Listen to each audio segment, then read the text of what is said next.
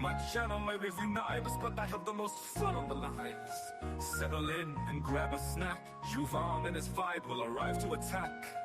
Talking blades and casting shade. There may be some friendly debate, but please no hate. Bow!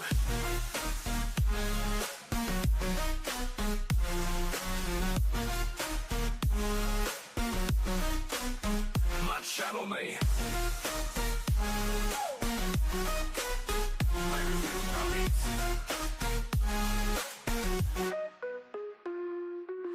My channel may review knives, but I have the most fun on the lives. Settle in and grab a snack. Juvan and his vibe will arrive to attack. Talking blades and casting shade. There may be some friendly debate, but please no hate. But please no hate.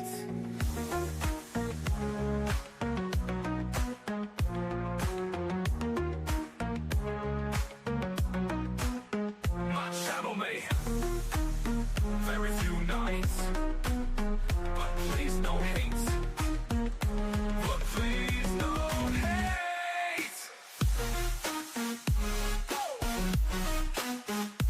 Wow. But please no hate. Wow. Very few nights, but please no hate. But please no hate. My channel may review knives, but I have the most fun on the lives. Settle in and grab a snack. Juvan and his vibe will arrive to attack. Talking blades and casting shade. There may be some friendly debate, but please no hate. But please no hate.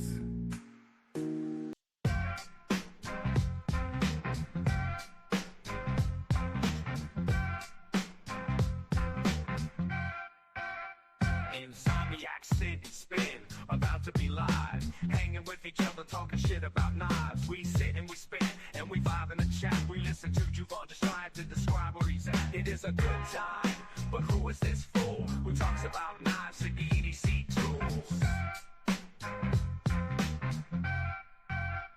Insomniac, sit and spin, a weekly live stream. You're in the right place if you know what I mean.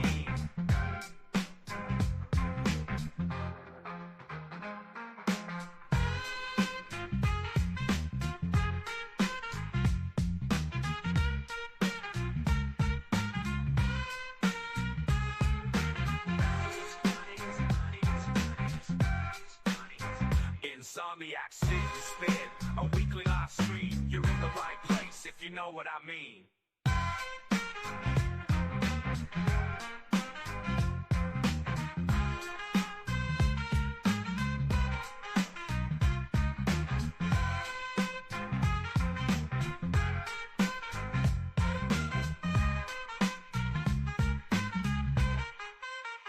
Insomniac, sit and spin, about to be live. Hanging with each other, talking shit about knives. We sit and we spin, and we vibe in the chat. We listen to Juvan just trying to describe where he's at. It is a good time, but who is this fool who talks about knives and EDC tools?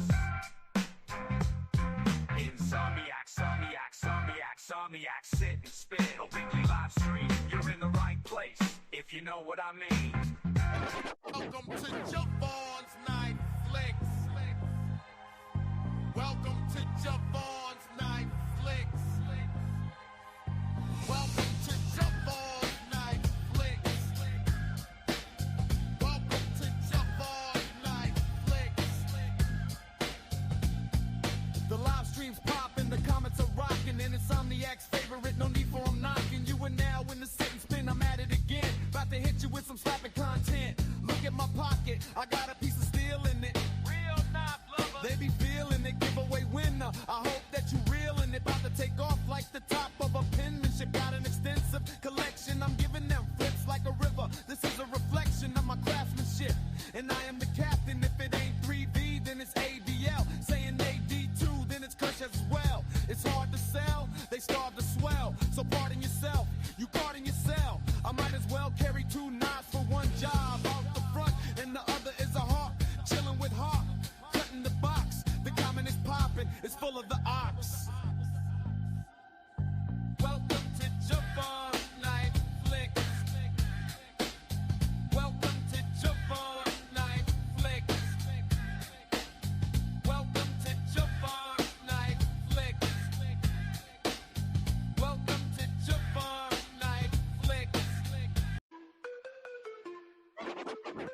life. Late night, patty whack, give a dog a bone. Grab a snack, sit right back and never be alone. It's time for Went out because we only had a little bit, but are you high on cigarettes? And when that stuff runs out, you're gonna want to make it. Are you high on cigarettes? Let's watch Juron's weirdness and get high on cigarettes. Let's watch Juron's weirdness and get high on cigarettes. Let's watch Juron's weirdness and get high on cigarettes. Let's watch Juron's weirdness and get high on cigarettes. Do you know that you're right or wrong? Do you know that you're right or wrong? Do you know that you're right or wrong? Do you know that you're right or wrong? He don't smoke 'em, but he loves it when you do. That's why he's high on cigarettes. And if you find him, you should light him up a few. He's getting high on cigarettes. Let's watch Juron's weirdness and get high on cigarettes. Let's watch Juron's weirdness and get high on cigarettes. Let's watch Juron's weirdness and get high on cigarettes. Let's watch Juron's weirdness and get high on cigarettes. Do you know that you're right or wrong? Do you know that you're right or wrong? Do you know that you're right or wrong? Do you know that you're right or wrong?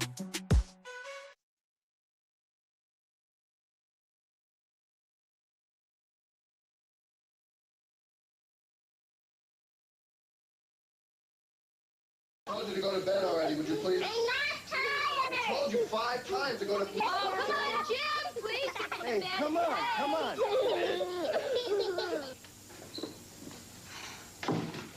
Is this what you had in mind when you asked me to marry you? No. Remember when you first fell in love? There's something more like this in life. Keep it that way. From the Mormons, the Church of Jesus Christ of Latter-day Saints. Have a drink of water?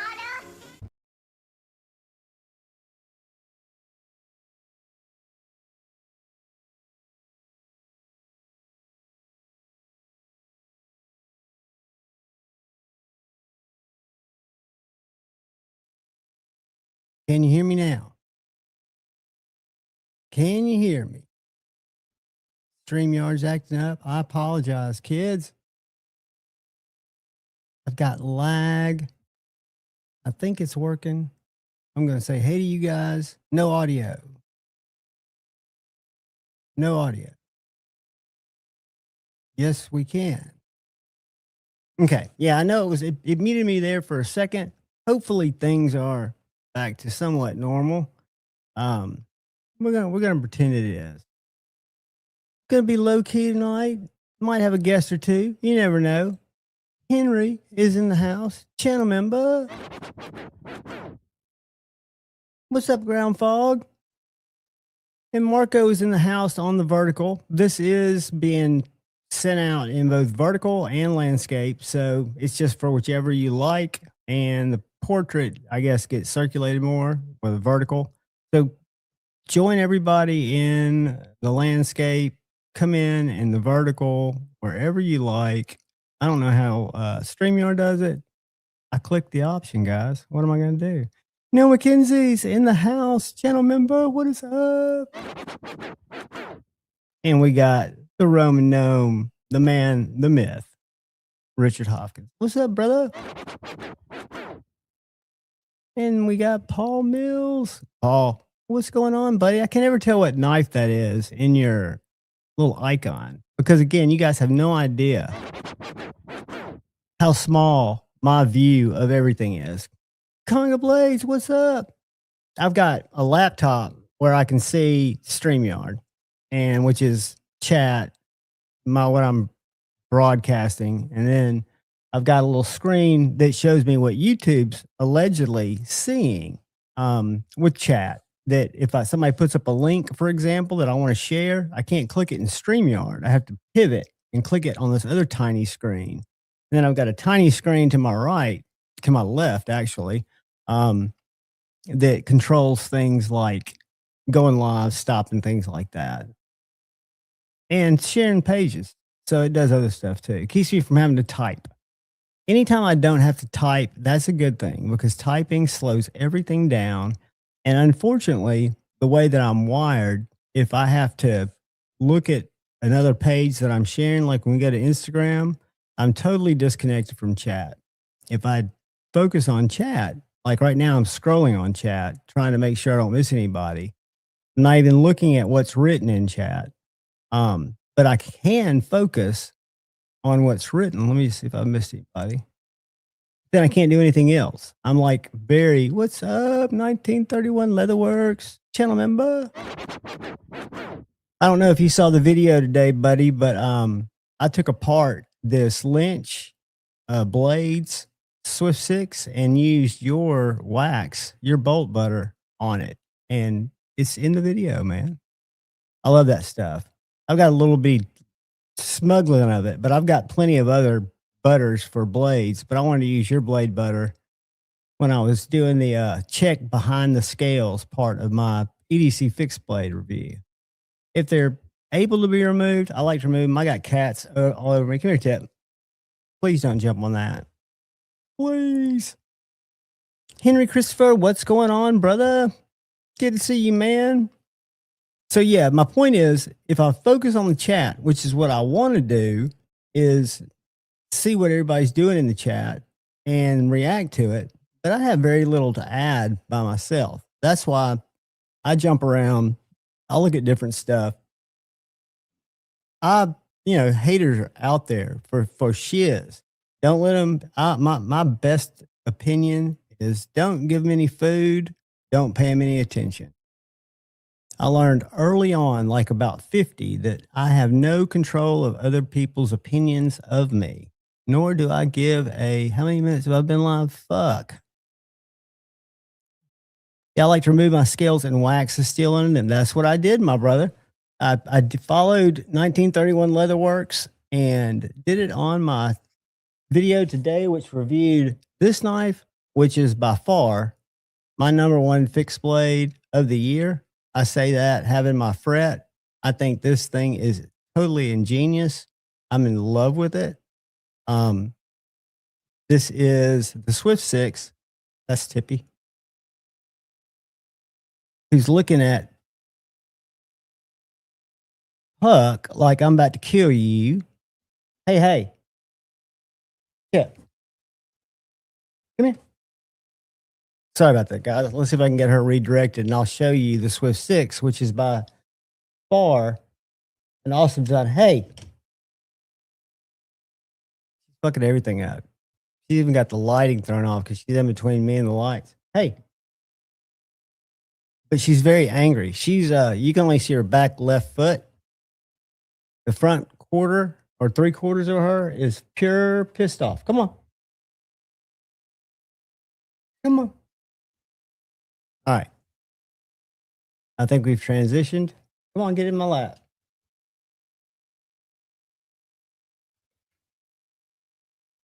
But this little guy is small, svelte, but thick enough to do business.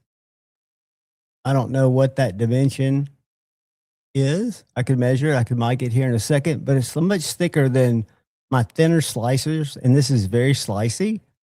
It's got a really nice blade shape, reverse tanto, just a little bit of belly.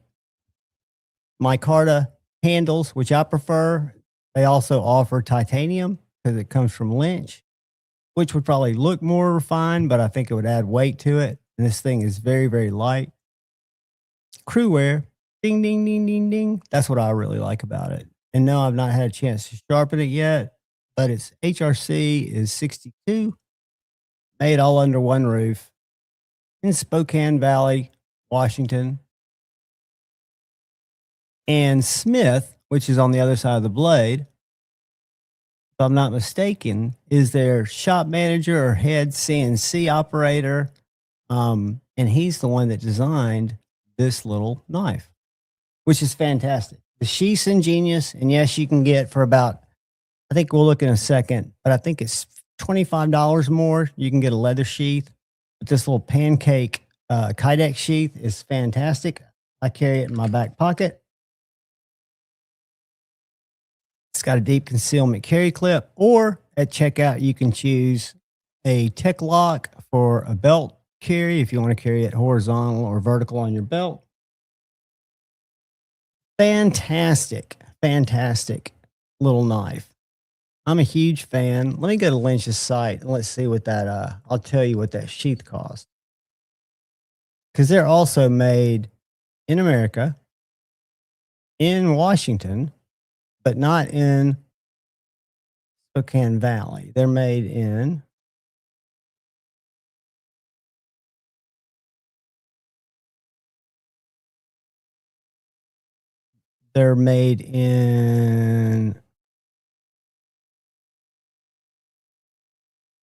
Redeemed Creations in Vancouver, Washington.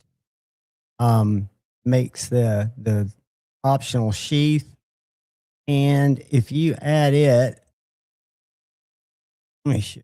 It's currently sold out, but if you show you what I'm looking at.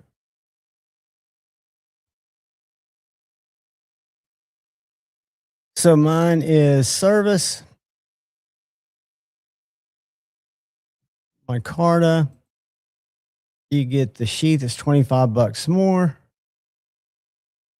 And it looks like, if I can find a picture of the sheath. There it is. Boom. Still a deep concealment carry clip. Don't know why my screen's flickering. Ain't no telling. Guess who's joining us? What's up, Gary? Hey, hey. How are you, buddy? Not too bad. Good to see you, man. I'm glad you were able to jump on. Yeah. How was the second day of the show? It wasn't bad. It wasn't bad.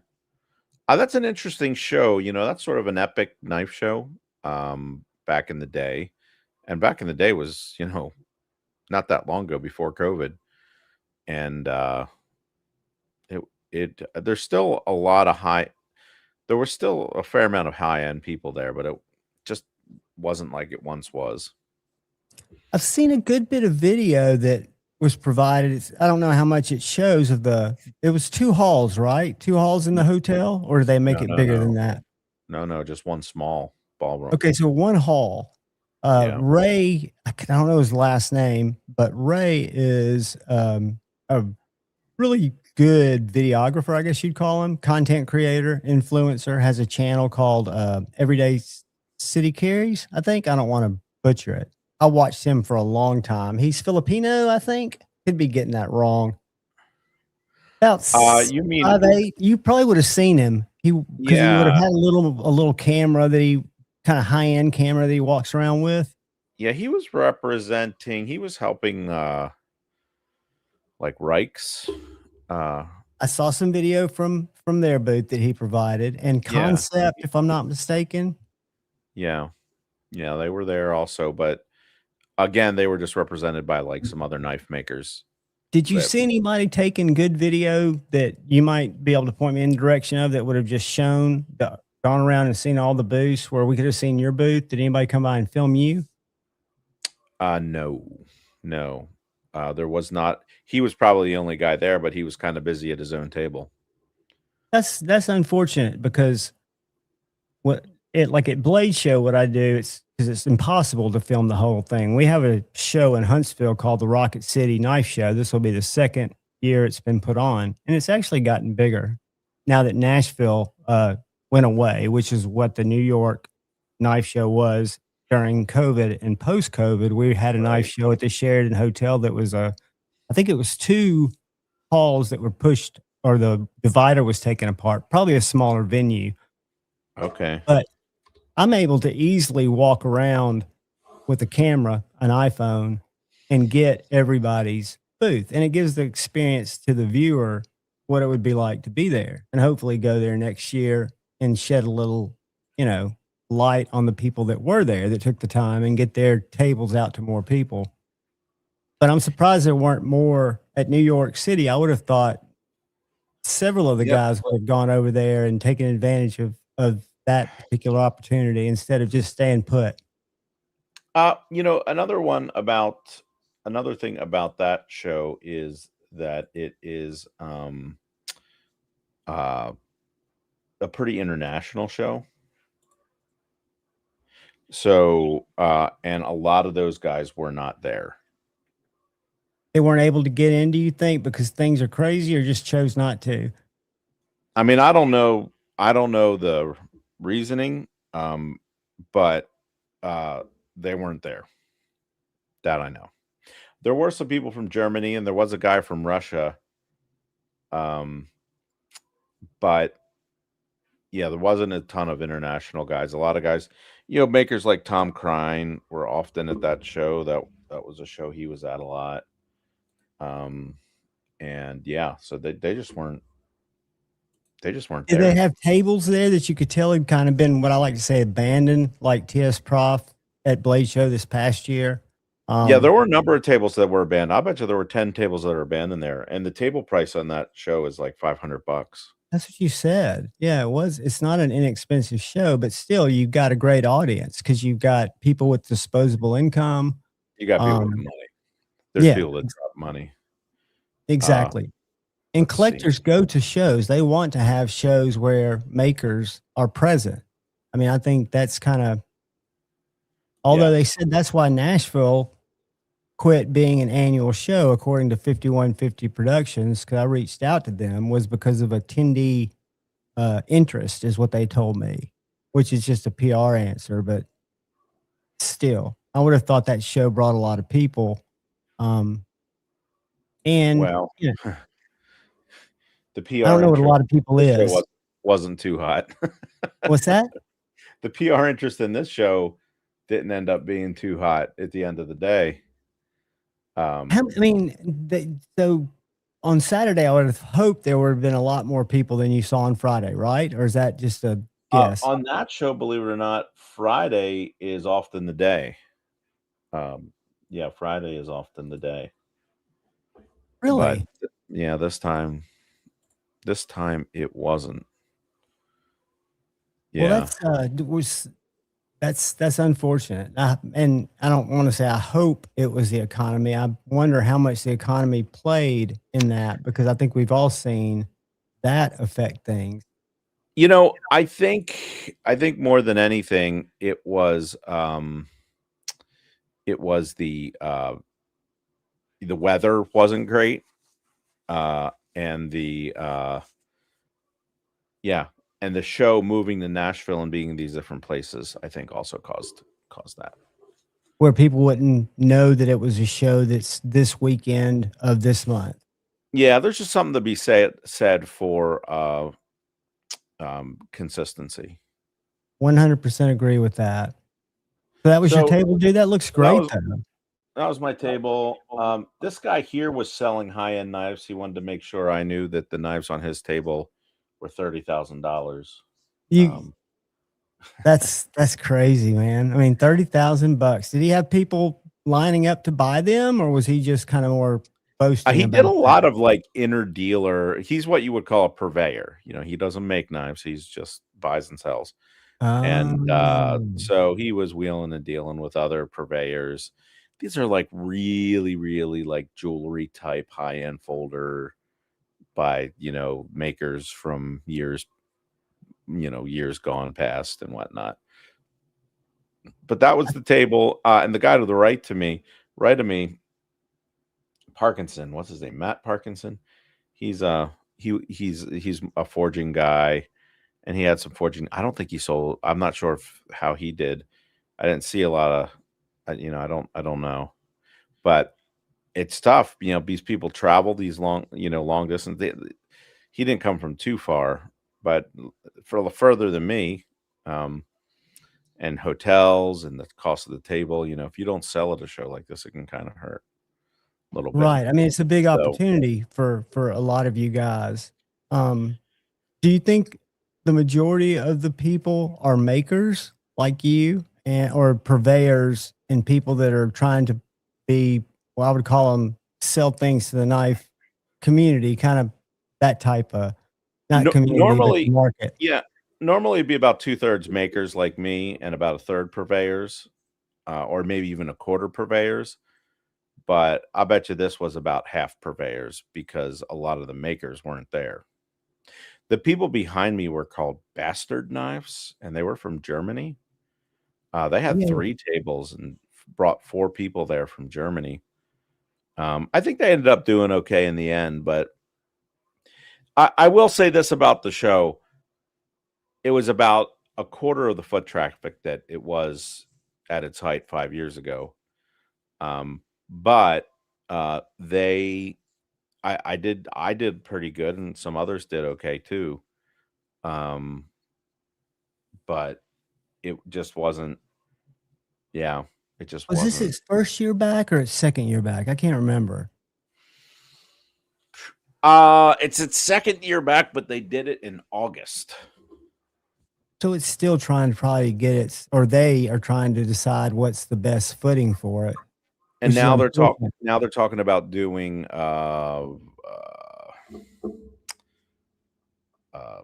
Bugsy says it wasn't promoted well. He's in New Jersey and didn't hear about it. Yeah.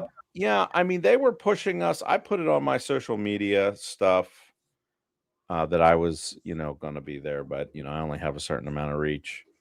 And then if you have a lot of other guys that aren't going, then they're not putting it on their social media. Yeah. Yeah. Was it 5150 Productions that is it 55 Productions or something? 55, I don't know. I'm sorry. Yeah.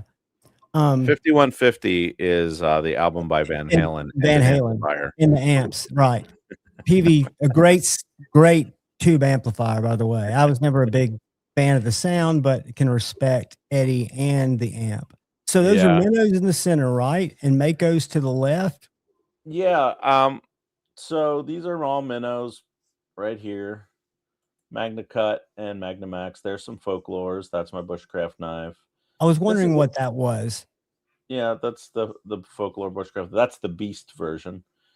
This was actually, I won't say it's a one-off, but I have a few of these that I made, and this is like my take on an SE6, and that actually sold. A few of these knives sold actually.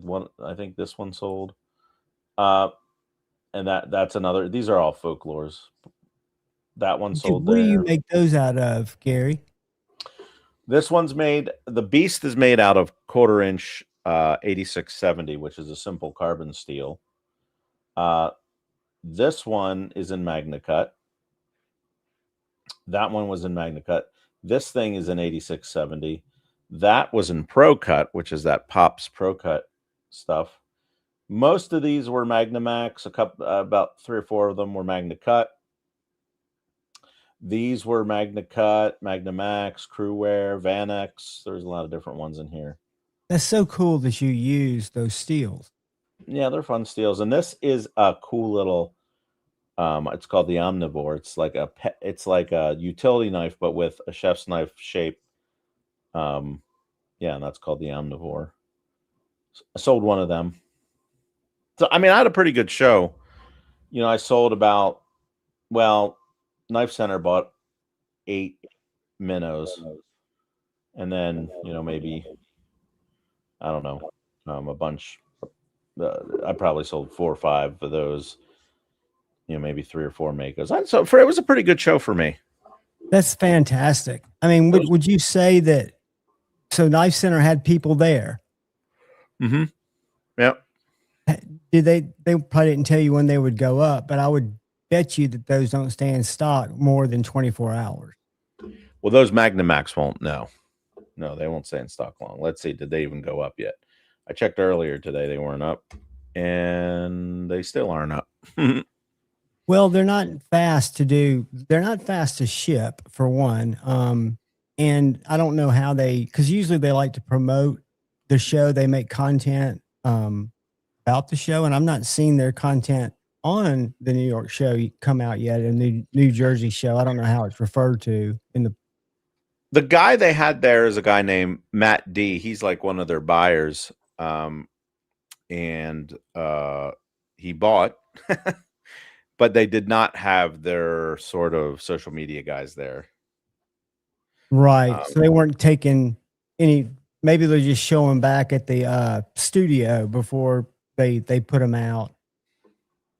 Yeah, he probably went there just to pick up knives like mine. Now I bought 2 knives. I think I showed you the one, right? I got the Demko. And the Demko was cool, and I like that. It's not dramatically different than the Taiwan Demkos, but I like it. The fact that it's made in his shop, and he's in Pennsylvania and I'm in Pennsylvania, and I got to go to his shop. But here's another knife I got. I don't know if you guys. Let me make you big for just a second. This is a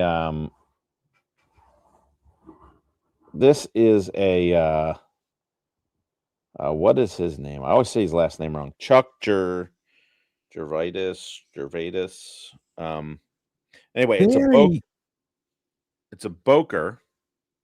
It's a slip joint. It has a, let's see here, half stop. Oh, it's crisp. Yeah. But it's got a clip. My lighting's at the grist. It's got the clip there. And it's in like a denim blue micarta. It's in Magna Cut steel. It was $175. Wow, and it looks like a full size knife. Yeah, it's where most slip joints that I see are small. Yeah, this is really nice. I like this. This was a cool pickup. Boker's a confusing company. Very much. You got Boker USA and quality wise.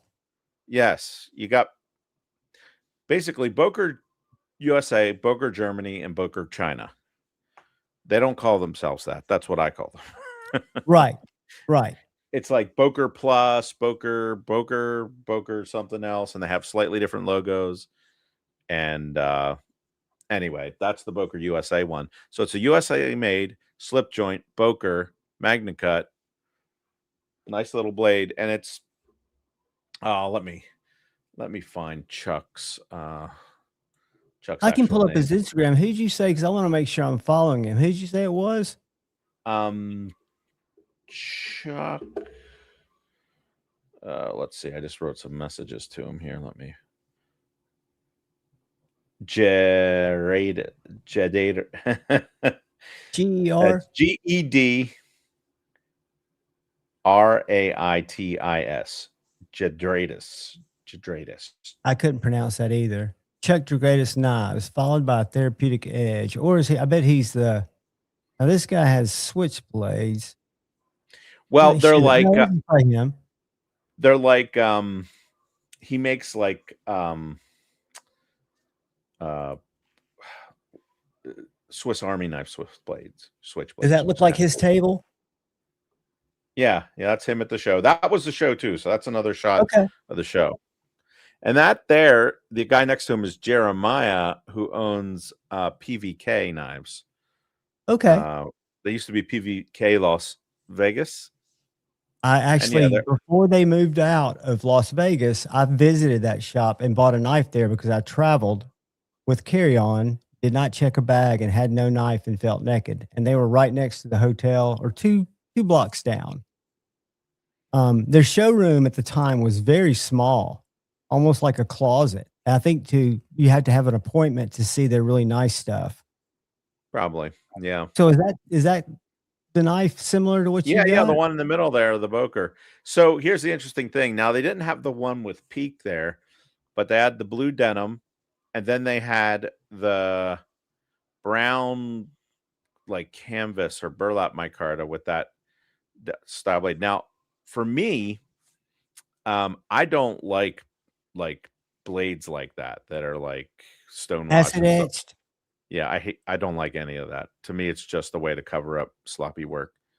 But that one was actually more money, the brown one, than the blue one. I love when the one I like is cheaper. Yeah, and usually they wouldn't charge more for that blade finish. I mean, if I'm not mistaken, ProTech doesn't even charge more for a wash finish. I know Kershaw doesn't, but he makes beautiful knives Hey, who's this wing himself. ding wobo blowing up your comments here? You need to Hold kick on, let me him. see. It's probably there's no telling, but I need to. I've got somebody's zapping him. Somebody, all those guys have wrenches. They zapped him. I can't get to him anymore. All right. So we're still seeing him. Thanks, guys, for y'all getting him. Put the kibosh on that guy. The cult of Sung Woo has cursed this stream. That's probably it could be one of many guys. I don't know. He might be some young guy. No, I think it could be an older guy too. In either case, be. those knives are super nice. I Could be think a he must knife like those. maker. It could be a really high end knife maker. I would be very surprised by that. I could. I'm Oh, not he's calling coming. names. I only have a few people that I've actually gone out and taken a stand against. That's a hacker, Paul says, and so Paul is Mills got Richard. it. He's somehow So- coming back in. So when I was in high school, there was Oh, this that's T-shirt that some people would wear. That it was like a Chinese restaurant T-shirt and had like all these play on words. You know, like Who Flung Poo, Sung Yum Guy, all this kind of stuff. But anyway, that was the joke. Hey, I'll tell you what. It's funny because there are a couple of guys that are really. Wow. There are a couple of guys. I don't know how this guy. He gets zapped every time he comes in, but he's coming in as a different username. So at some point he'll fall out of. Oh yeah, he'll run out Shang of- Tang, woo woo, yeah.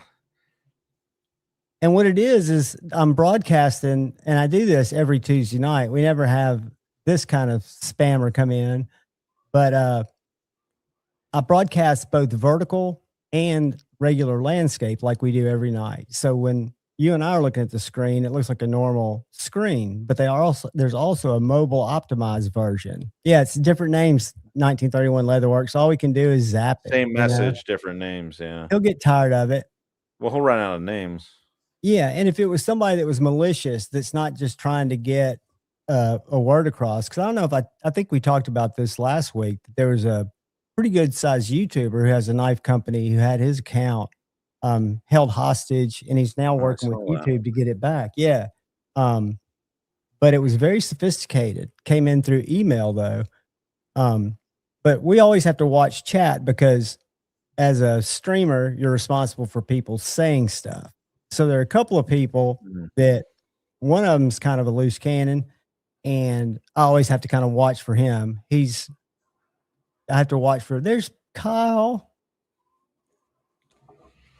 Yeah, that is programmed, definitely.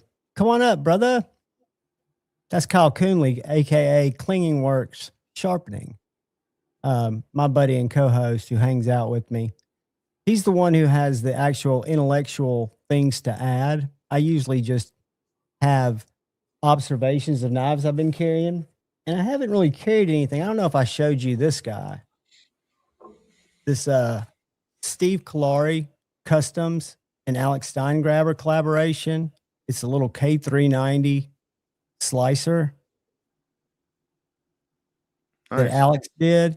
It's different. Alex made it for Steve, started OEMing or wanted to go into OEMing. Steve Kalari, some people call him Scuba Steve, Super Steel Steve. I know. Yeah. Yep. No, okay, buddy. I hope you feel better, brother. It's Alt's Elite Lurker. It's Kyle's alt account. No, it's coming fast, dude.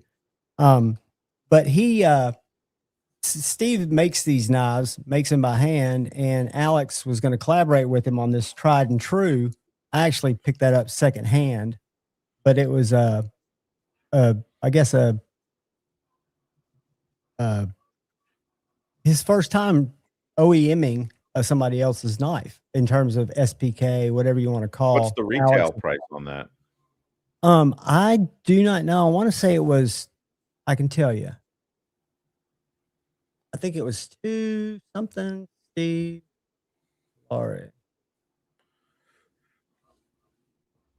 Right. I think it was just sold Here's one on Blade Binge. That won't tell us. Let me go to Steve's store.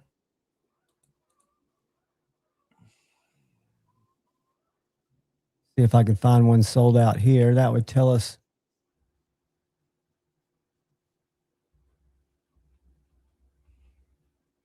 Well,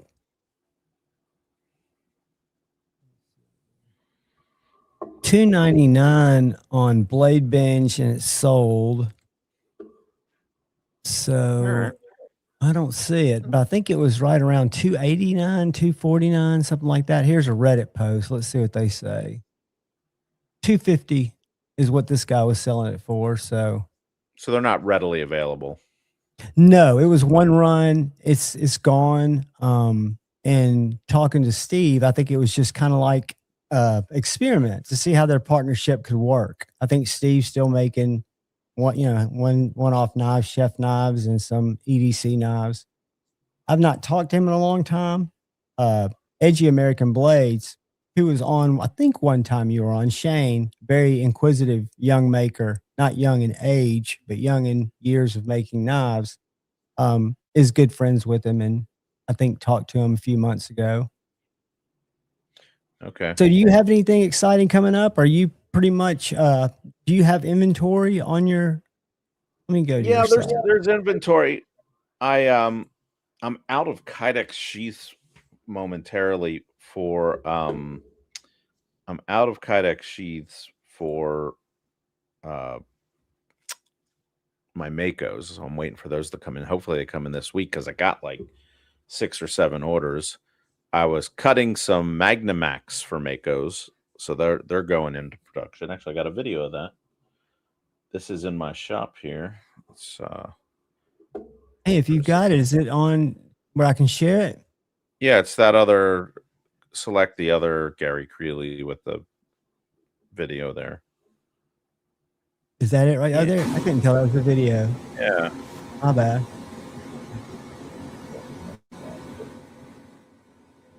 It's noisy. So that's cutting out Makos. Yeah, that was in my shop. I got a laser a few months back. And so, just a little more. There's my shop. That's Paul. Nice. Yeah. Show them around a little bit. Hardly.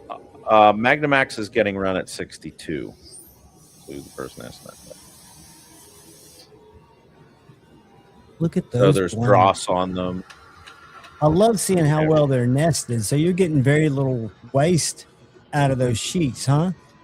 Yeah, I'm getting very little waste, and I'll show you another picture. Let's see here. Yeah, I think Gary just answered that, Paul.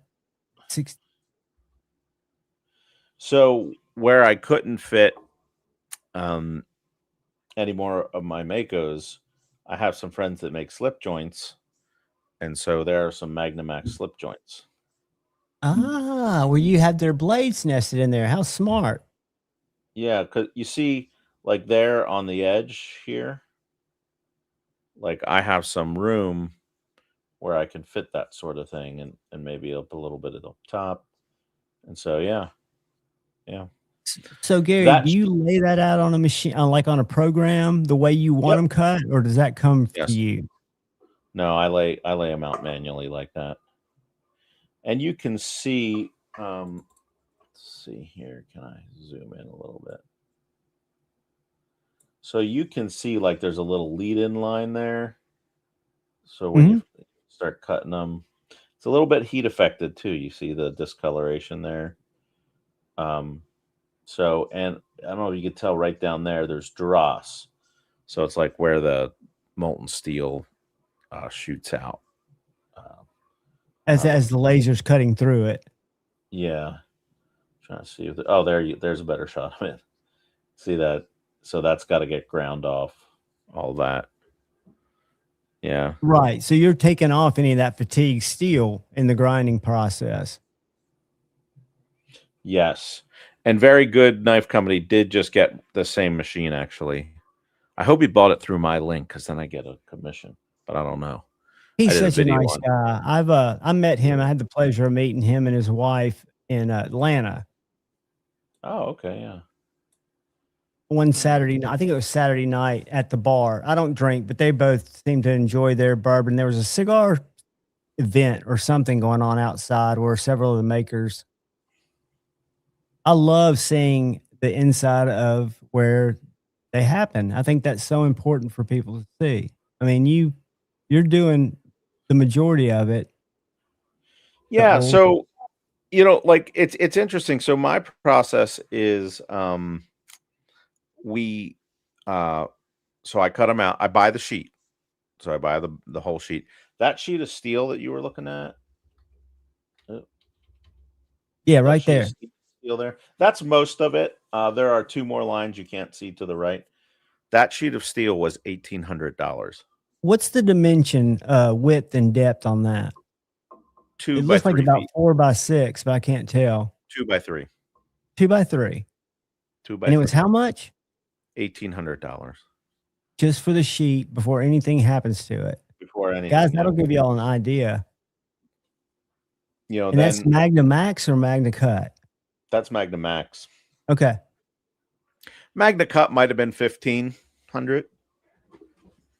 1,600. Substantial still though to make knives. It's not easy to do it as a hobbyist. And if nothing goes wrong on here, I will get about 95 blades out of that sheet. Makos. But every once in a while, Realistically, you're going to have some loss, right? yeah, there's issues and failures. That sheet I got perfect though, but the one before it I did not. I lost 2 on that other previous sheet.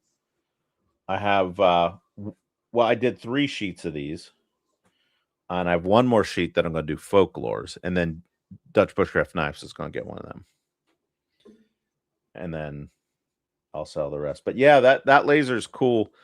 Yeah, the good knife company got one. It's finicky.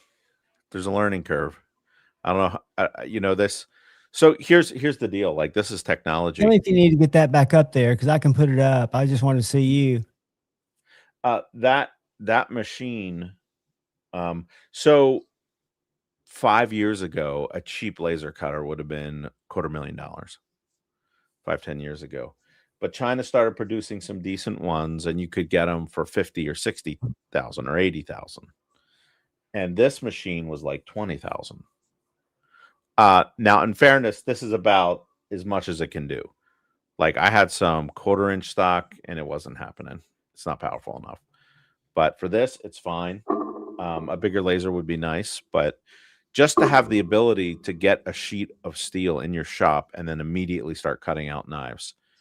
I have a laser shop right down the road, and they're not a bad price, but I got to take it to them and email them the file and wait till they get around to it. I'm not the most important customer around.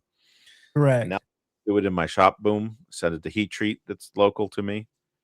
And those all get heat treated. Interestingly, with the same protocol, Magna Max is not as hard as Magna Cut. I might have mentioned that the other night. So this will be 62 Rockwell. Magna Cut in that same heat treat. The new Magna Cut, because the old one didn't get this hard, is 64. So Magna Cut actually runs a little harder. But the Magna Max still has, from a balance standpoint, its advantages, right? Well, the Magna Or Max, in your mind, Magna Max is much higher carbide content. It's very high in vanadium. There might be some tungsten. You don't want to run these steels, Paul, to the max. But max on this might be 63 or 64. So I'm in the neighborhood of the max. You run a steel like this to the max and you lose half your toughness. Right. You want to keep it a couple of points below that. Didn't I hear that? So read that somewhere. Yeah. You want to keep it a couple points below that. I know there are guys out there that run their knives at like the absolute top of the scale, but you're giving up too much other stuff to get that. You're getting a marginal increase in edge holding for a massive decrease in in toughness. I don't know if you guys watch Cedric Inada, but I'm going to send him a couple knives, and this will be really cool. It's going to be a Magna Cut, CPM Magna Cut Mako. Exact same ground, exact same geometry, and I'm going to sharpen it in-house. Well, I always sharpen them in-house. And then an Aerosteel Mako. Same geometry, and I'm going to sharpen that And in-house. that's your latest melt, as you referred to it as, right? That's the most recent? The most recent, and that's what Magna Cut's going to be from here on out, what that is. Right. And it'll be interesting for him to do one of his cut tests with the exact same steel, but made on 2 different continents, and see if there are differences. I mean, it's not he's super the best scientific. at that. He and a guy that I also watch and put a lot of credit in his content is Nick at Stasa 23. Oh yeah, Nick Stasa. Yeah. He Nick Stasa. did some videos on my knives. Yeah. He got some knives at Blade, but he never did the videos on. I'm gonna have to give him a hard time. Or maybe he hasn't gotten to them yet. I don't know how those bigger channels work like that. Because for me, It's always my viewers know I'm not the guy that tests them. I open cat food and cut open cardboard, and then I always, because I like to, I always cut my cardboard into little strips, my boxes. My dad's got dementia, and I order a bunch of stuff from Amazon for him, like Boost shakes, things that come in big boxes. They're also a pain in the ass to move, by the way. But I like that better than going to Walmart or somewhere. I don't know why. But I like to cut up the boxes. So I do use my knives, but I can't measure it. I can't do any kind of test. So my whole vibe is how knives make me feel. And like today I'm carrying in my back pocket where I always carry a knife, I'm carrying a little TRM tag along.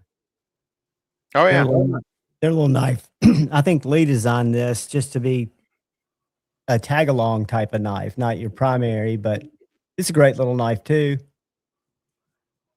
But I sit on my knives all the time. And the guy who actually came in, who introduced me to your knives, just got transferred out of Huntsville. He was an interesting case. Huntsville draws a lot of very high-tech people, whether it be for defense, aerospace, or certain computer programming companies that are around.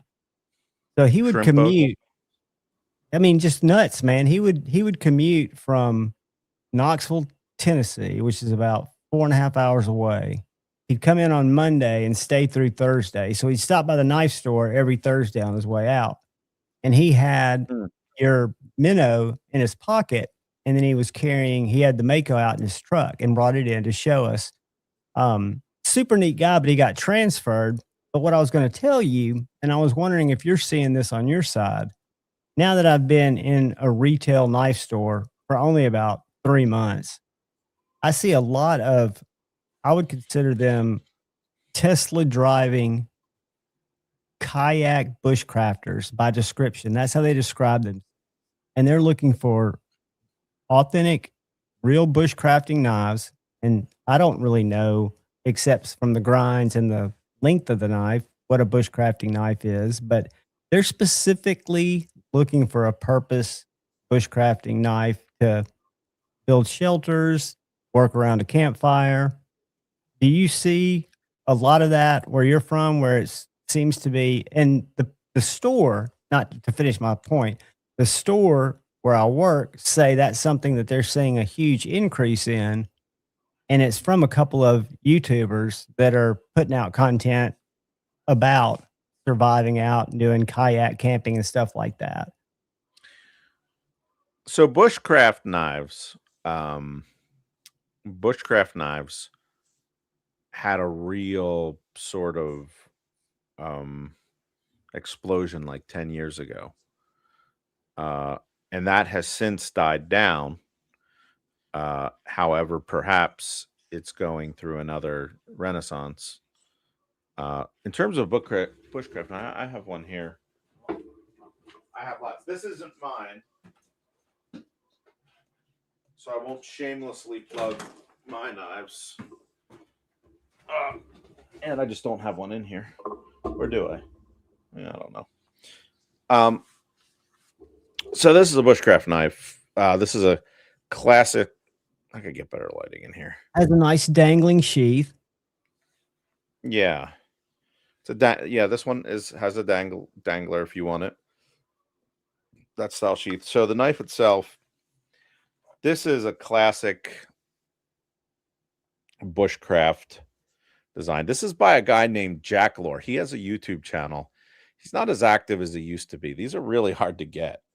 I actually got one secondary on eBay. So the classic Woodlore has a Coke bottle handle shape. I don't know how much that's coming through, but Very well. I'll make you bigger for just a second.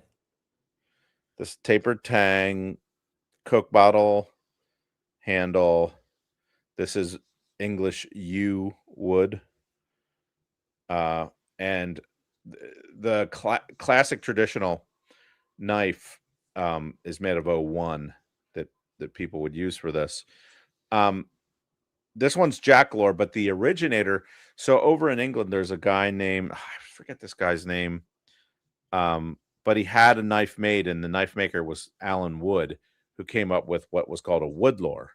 Now, the guy that makes this, his name is Sandy Jack, so he calls this the Jack Lore, but it's almost identical to a Woodlore. Now, I took this design and made it a little different with, I want a little longer blade for batoning. And so 01, there's many better choices than 01. I don't know why they went with 01, like 52-100, I think would be a better choice. But I made them in Magna Cut. So that was a little outside of the traditional, but it's a much better choice if you're out surviving and whatnot. 01's going to go dull much faster. It's going to rust potentially, especially in a leather sheath, especially if you're outside trying to survive in the elements. Correct. You know, so like Magna Cut is a much, much better choice.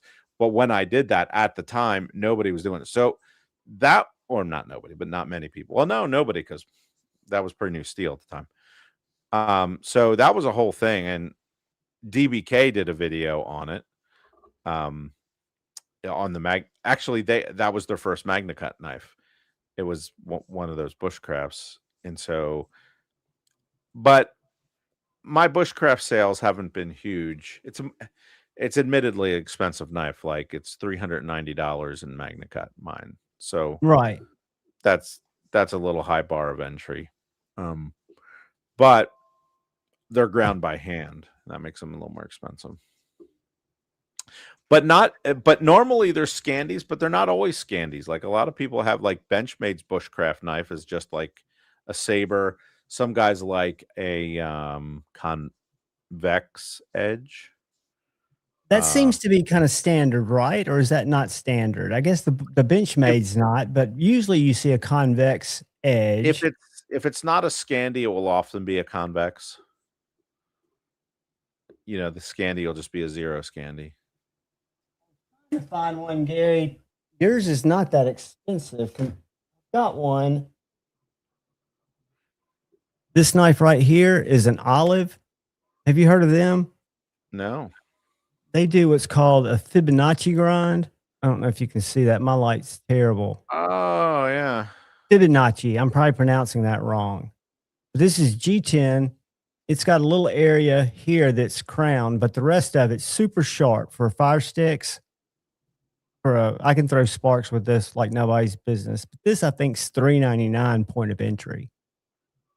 I think DBK just recently did a video on that knife. I've seen, I know Melissa Backwoods has one. I was lucky to get one early on, but they knew I was not going to go out and hack anything with it.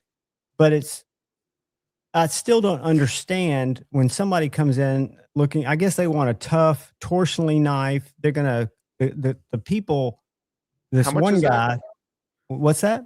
How much is it? $3.99 in LMAX. Okay. And it's imported. Yeah. And it has a Kydex sheath with a little bit of a dangler if you were going to carry it. You could,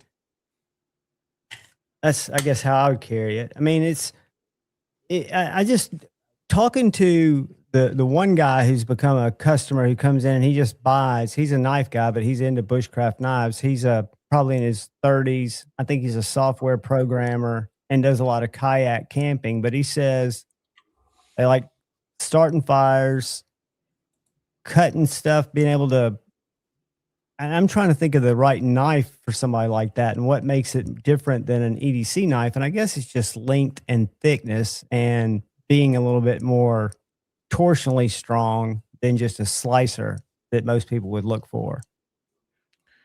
So on their website here, they say our patented Fibonacci. I think they just made that You word can't up. patent a grind, can you? No. I wouldn't think so. Fibonacci grind design. I mean, Spyderco tried to patent a circle, so you know. And Benchmade came out with one right after that, didn't they? Well, it was a long story, yeah. Grind design combined with best-in-class materials. How about that? I didn't know that's what Elmex was. That's all marketing. Eliminates trade-offs. Everything has a trade-off. We know that. One blade, broad application, no compromises, no extra weight, no wasted space. I got to get these guys writing on my website.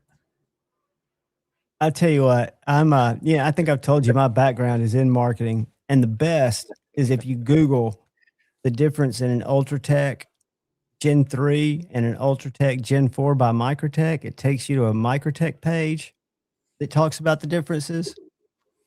It's a comical read. It's one page. And I can't believe they left it on the same page, that they didn't have somebody come in and clean up the fact that they were pushing zero blade play as the greatest thing since sliced bread, until for whatever reason they decided to discontinue it as a cost saver for the customer. In the next paragraph, it's really a comical read, but anytime something sounds too good to be true, we all know it is. Yeah, especially if you know what you're, there's always compromises. Absolutely. We make a compromise when we buy a knife. We're compromising a bunch of chicken nuggets in my case. Yeah, like this grind is interesting to me. I'm looking at their Veneri compact carry EDC.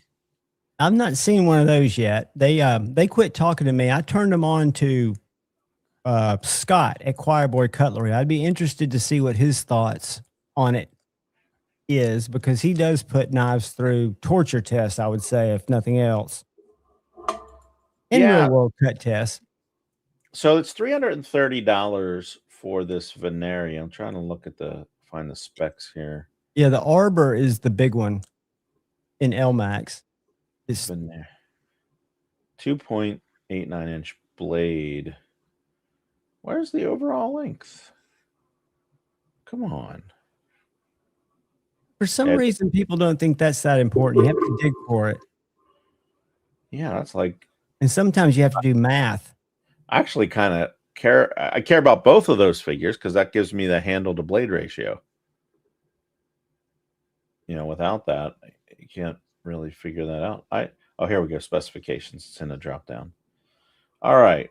Let's see. What's the stock thickness? Blade thickness.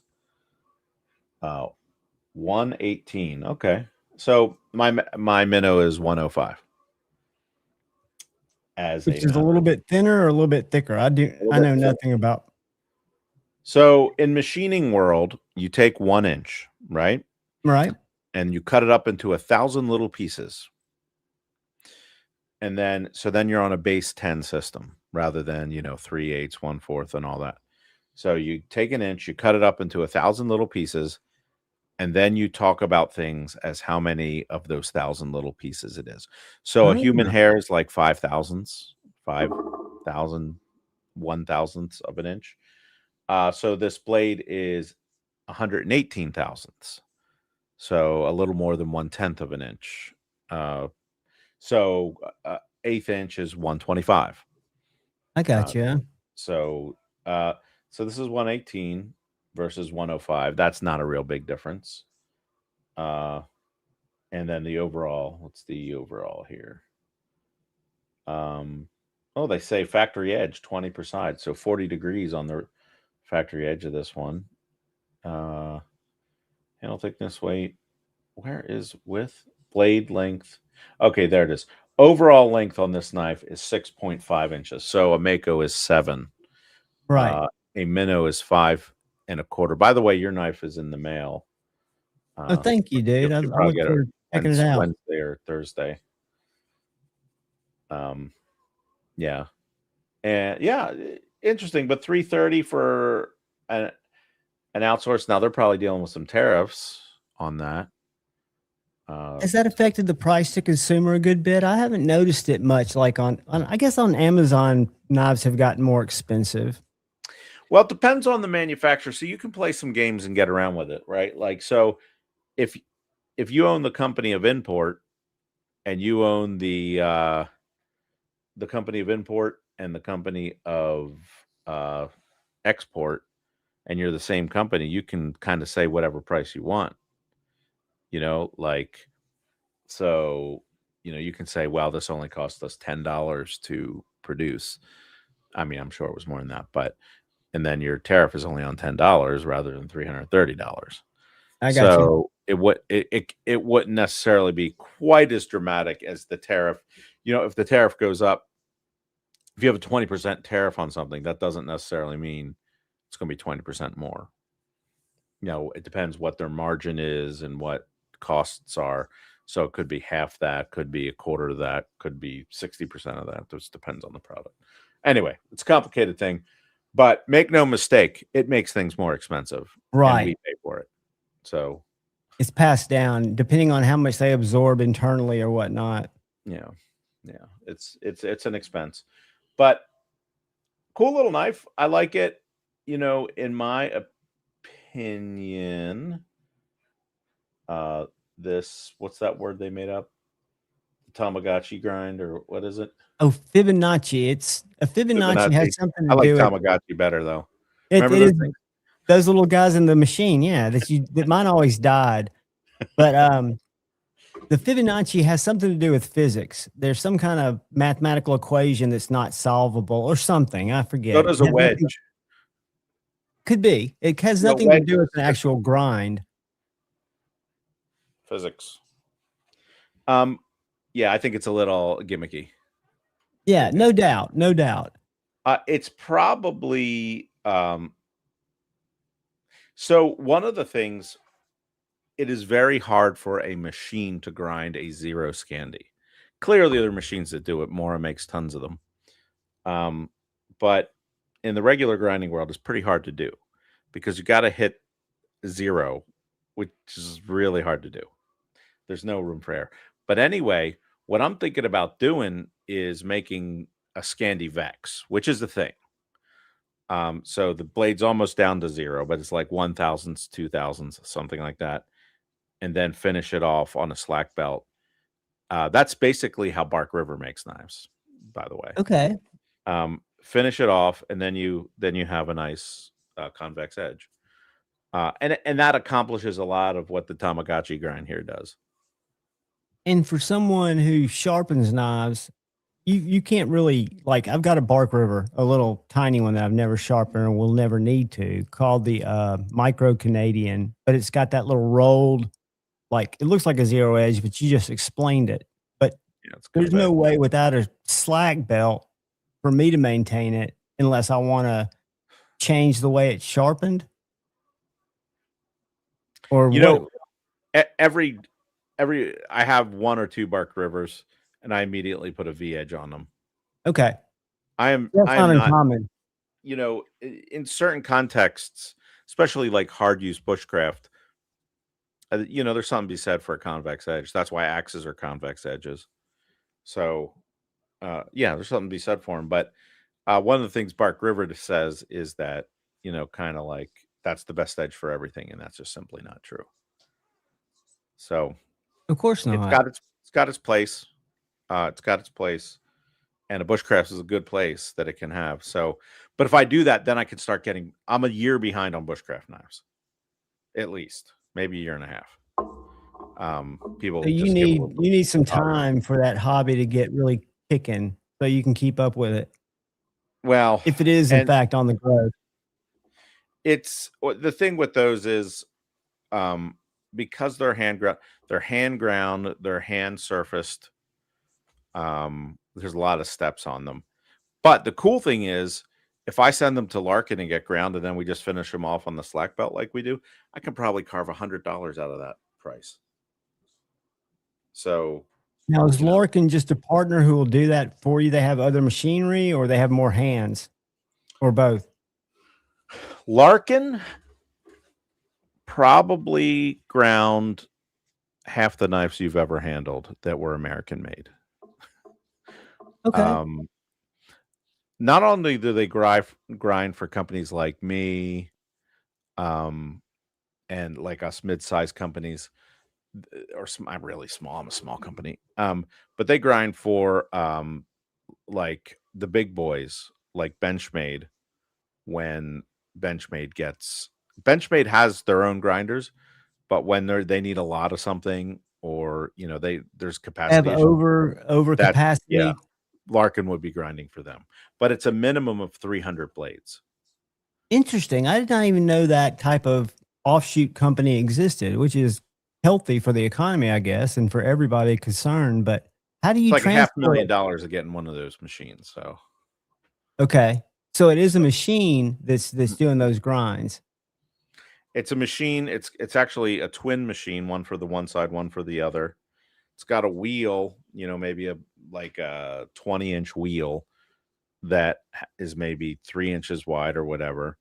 And it's CNC, and it's liquid cooled, and it grinds the machine, and then it measures the wheel between every blade to see what wear there was. It does phenomenal work. So those Makos will go out the heat treat. We'll go around the perimeter. We'll clean off the surface. They'll come back to us, and then, they're at us. Then we'll send to heat treat. They come back from heat treat. Then we send them to Larkin. Then Larkin double disc grinds them to thickness. So they're at 125. They'll go down to 105. Okay. And then they put the edge on them, and they come back to us. And then we check them out, sharpen them, put scales on them, laser them with our logo. And so that's I call that the PG series, precision ground. Right. So, which is different. The Bushcrafts are CU series, of custom, more of a custom knife. But I'm able to carve prices out. And the big thing, I think, did we mention 3D printed scales? Yes, you would mention it again. How I think it's a great way to keep costs I'll be interested in your thoughts on it once you get one, to see, whether or not, like, you're like, oh, I don't like the feel of this. It makes it lighter. It makes it meaningfully lighter. They're solid. There's no hollow in there. It's completely filled. But it's interesting at knife shows. Not too many people care. I wouldn't think they would know, except for the lightness, which is a good thing if you're packing in a knife or carrying it every day. They often don't know unless I tell them, and I do tell them, because they're full tang. So why do you need extra rigidity and durability on each side of the full tang knife? Not to mention that the strength of a 3D print is stronger than most wood. So, yeah. Yeah, and some people, I think it's just the like Todd says, the fan of plastic. But what I'm seeing, and I'm trying to think of who it was, it'll come to me in a little bit, but you can't tell in your hand. For one, this is not plastic, but Grip Tex. Have you seen that stuff yet? Am I pronouncing it right? That new? Yeah. I have a piece of it. I haven't put it on a knife yet. I hear it's messy. Jacob at Very Good Knife Company says it's a mess to work with. It messes everything up, belts and clothes. Yeah. But it feels to me really, really cool. What are they printed with? Lancelot Leather, a killer leather maker. Master Joda says, what material are they printed with? They are PET G, carbon fiber infused PET G. Okay. So most of your tchotchkes and stuff you see at the farmer's market that people are printing out are PLA, which is like a corn-based thing. But it's popular. It prints nice. It's cheap. But it breaks down under UV. It actually is biodegradable, I think. So to work. Which is not good on a knife. No, it's not great on a knife. So Pet G's resistant to UV. The colors aren't going to fade as much. It's stronger in some ways. Pet G's rigid. No, PLA's rigid. Pet G's a little less rigid, but the carbon fiber makes it dimensionally stable. But for the people who don't like it, I do have G10 scales. But Sure. it's really like, and they're $30 extra, so 30 or 35. So it really comes down to what's more important to you, $30 or G10. But Right. it, but it, but it makes it. I really would. I grew up kind of poor. As a kid, my parents were. My mom was on food stamps, a single mom, and prices. And I can be a little price sensitive. I mean, I buy a bunch of expensive stuff I don't need all the time now, but there was a time when I couldn't and And you didn't, haven't lost sight of that, which is commendable. and so if you can get, I talked to a Benchmade employee for like 45 minutes at this knife show, and I'm like, dude, what are you guys doing with your prices? Like, what are you doing? Like, you're just out of control. And basically, he's like, I know. The problem is you can't lower your price once you've raised it, really. Because if you were somebody who bought a knife for, let's say, $300, and all of a sudden they decide to lower the price to $200, and you paid $3, and now the used price, they are open source files for the scales. They're on my website. There you go, Um, Joe. um, so yeah, so somebody can just download that file and print them out, whatever color, whatever material they want with their program, Right. and they're As becoming. I bought my 11-year-old a 3D printer because he was always bugging me to use mine. I have two up here, and he's used it almost every day since Christmas. And I'm hoping that eventually he learns how to draw, like draw in 3 dimensions, and he's starting to learn how to use the slicer, which you can change some stuff, scale it, and do some different things. So I think it's really, the kind of gift that tricks him into learning something that's useful. and the But fact that he's been using it daily is awesome. I mean, that's yeah, every day, and every day. what's he creating? Is he just getting open source stuff that he's getting off the Yeah. internet and printing it? Okay. Well, it's a Bamboo, and Bamboo has their store. It's not like they have their little area where you can download, but there's zillions of things on Maker World, I think is what it's called. And so he just downloads stuff and makes it, and and sometimes they fail, and he's got to figure out why. And like, it's really a great gift for a kid, even though it was a little more expensive than I like to spend on him for Christmas. But look But how long and how engaged he is. I oh mean, yeah, and what he's all in the train, so he's printing out. He likes trains, so he's always printing train stuff. So that's his. Uh, like he printed out a big Lionel logo that we got some printed pretty thin, but in multicolor, and so he like glued it to a sweatshirt that we got, so he could have this logo, Lionel sweatshirt, like that kind very of thing. cool. Yes, it's been a good gift. It's a cool thing, but all that today, the not a lot of knife makers are using 3D printers a lot, and I use them the way they do too, for like printing out jigs or fixtures, or little tools to do different things around the knife shop. So they're great for that, but very few that I'm aware of are actually making the finished product using what you would call 3D printing, additive manufacturing. So it's really cool. But there are people and that are just not into it. I don't like plastic. Okay. But I have a but solution. Choose G10 yeah, at you can checkout. get G10. And at the end of the day, G10 and micarta are sort of plastic.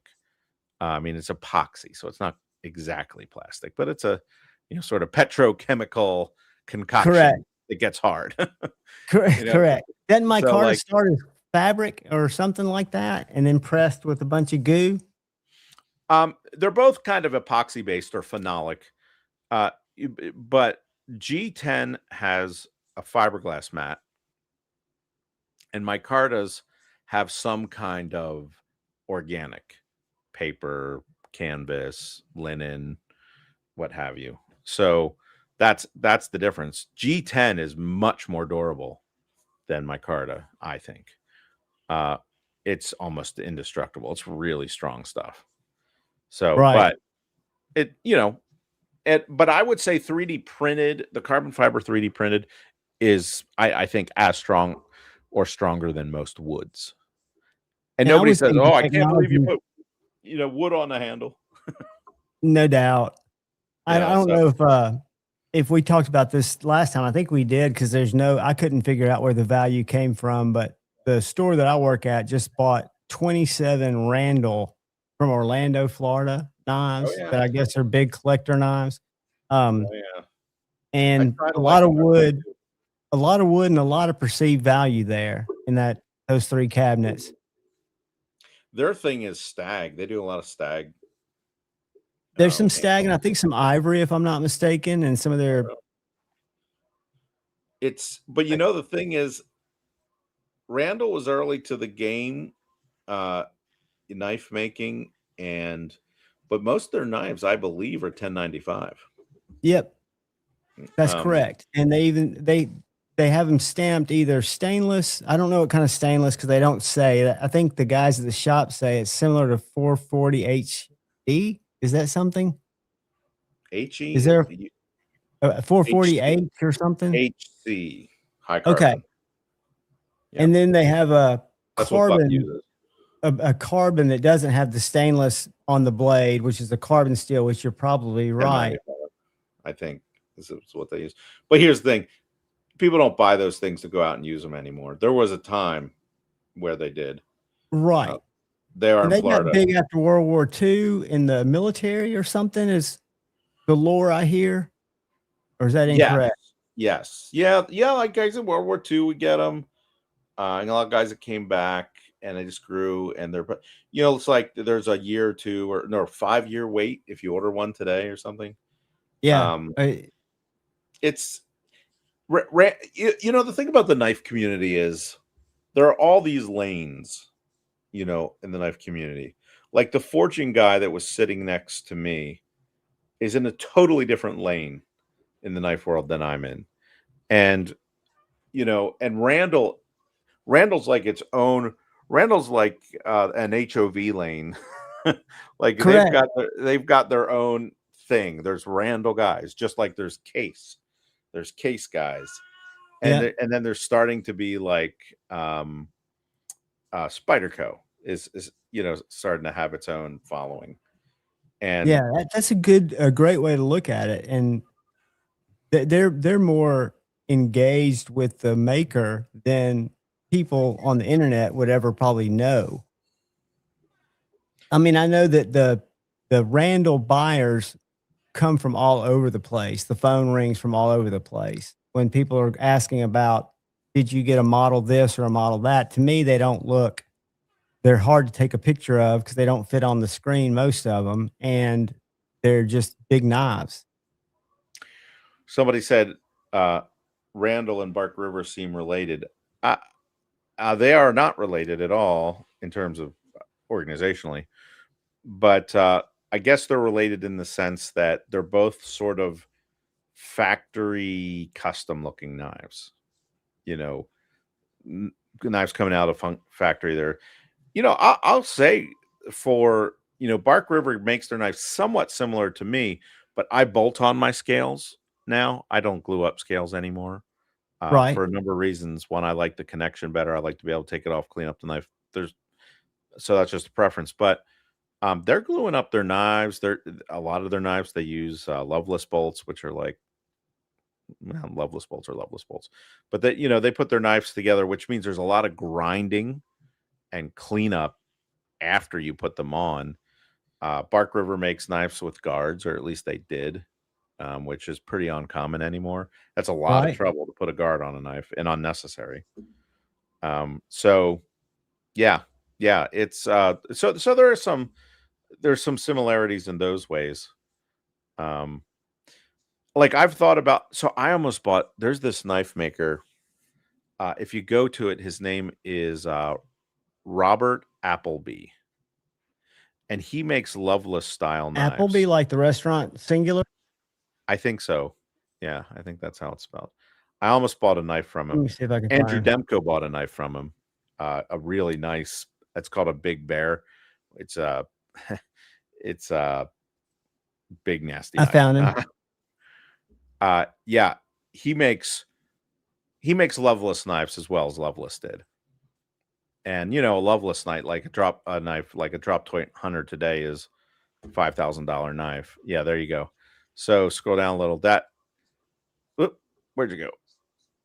That's right. That's a much younger Robert there in that picture. I'll say. Can you see that's it? A big, that's a Big Bear right there. I think that's what they call that knife. The Ronin to the right, the green micarta there. That is spot on. That's a double guard. Yeah, that is a lot of work. $3,000 is a screaming deal for that. It sounds expensive, but that's great. That's the one that I think he sold to Andrew. Yeah, I mean the swedge looks like it has as much work and grind as the grind does. That makes sense. I mean, is that is what I'm trying to understand that grind? It's not sharpened on both sides, but it is a double edge. I think the top is what they call a false edge. And that's a shorter one. That's a baby bears. He calls those. A baby which bear, look like they have just as much work as the Big Bear. There's a nice stag knife. I mean, look at that work. That is just spectacular. The amount that's of work impeccable. it takes to make that. He's doing those guards manually on a mill. I can't imagine. Like that leather work is also extremely good. Yeah, I'm trying to see if he has a. I'm trying to think. It's Pennsylvania is where he's making those. It says Yeah. What's that? Or is it Chappaqua, New York? I can't. No, it's Pennsylvania. What a gorgeous specimen. Yeah, and he's doing the sheath too in house. Yep. Yeah. He's been making that for a long time. Now he's I think he retired from his main job. Go down, see if there's a drop point hunter. I mean, I do have one of his knives. He made a Mako for me. Tell me if you see it, because a drop point could be a lot. So is this it right right there? Here? That's one there. That's a stag version of it, but yeah, that's it. Yeah. Or is what that an awesome little knife? So it was $550 for that. Like that's a screaming deal. All of it made. Go ahead. I wanted one of those so bad, but it was just like, it's just going to sit in my closet. It's going to sit in my closet. Hold on a minute. I'm going to get a knife for you. Go ahead. I'm going to keep looking at his stuff because I can't. I gave a blank to him to make in his style a Mako, and he made a Mako in his style. So I'll go down and get it. Awesome. I'm going to get back to the chat here in just a second, but look at that Damascus. I wonder if he's 188 layer Texas Wind Damascus, 1095, 1084, 15 N20, and nickel tooled leather slips. I mean, what a craftsman. You guys still here? What's up, everybody? See, when I'm over there, like, what's up, Gareth? What is up, everybody? I'm going to make the Mr. Appleby go away for a second so that when Gary comes back to show us what he's got, I can make him big. Uh-oh. There we go. Uh-oh. I hate StreamYard. There he is. Let me see if I can get it to go back to normal. Hold on, Gary.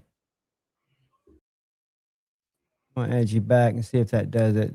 I don't know why StreamYard makes me do that. Thanks, Richard. He shared your website.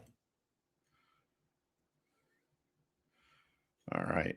So I'm going to make you big whenever you want me. All right. That's a Mako with stag. I was about to say that looks like your knife. Yeah, it is my knife. I gave him a blank.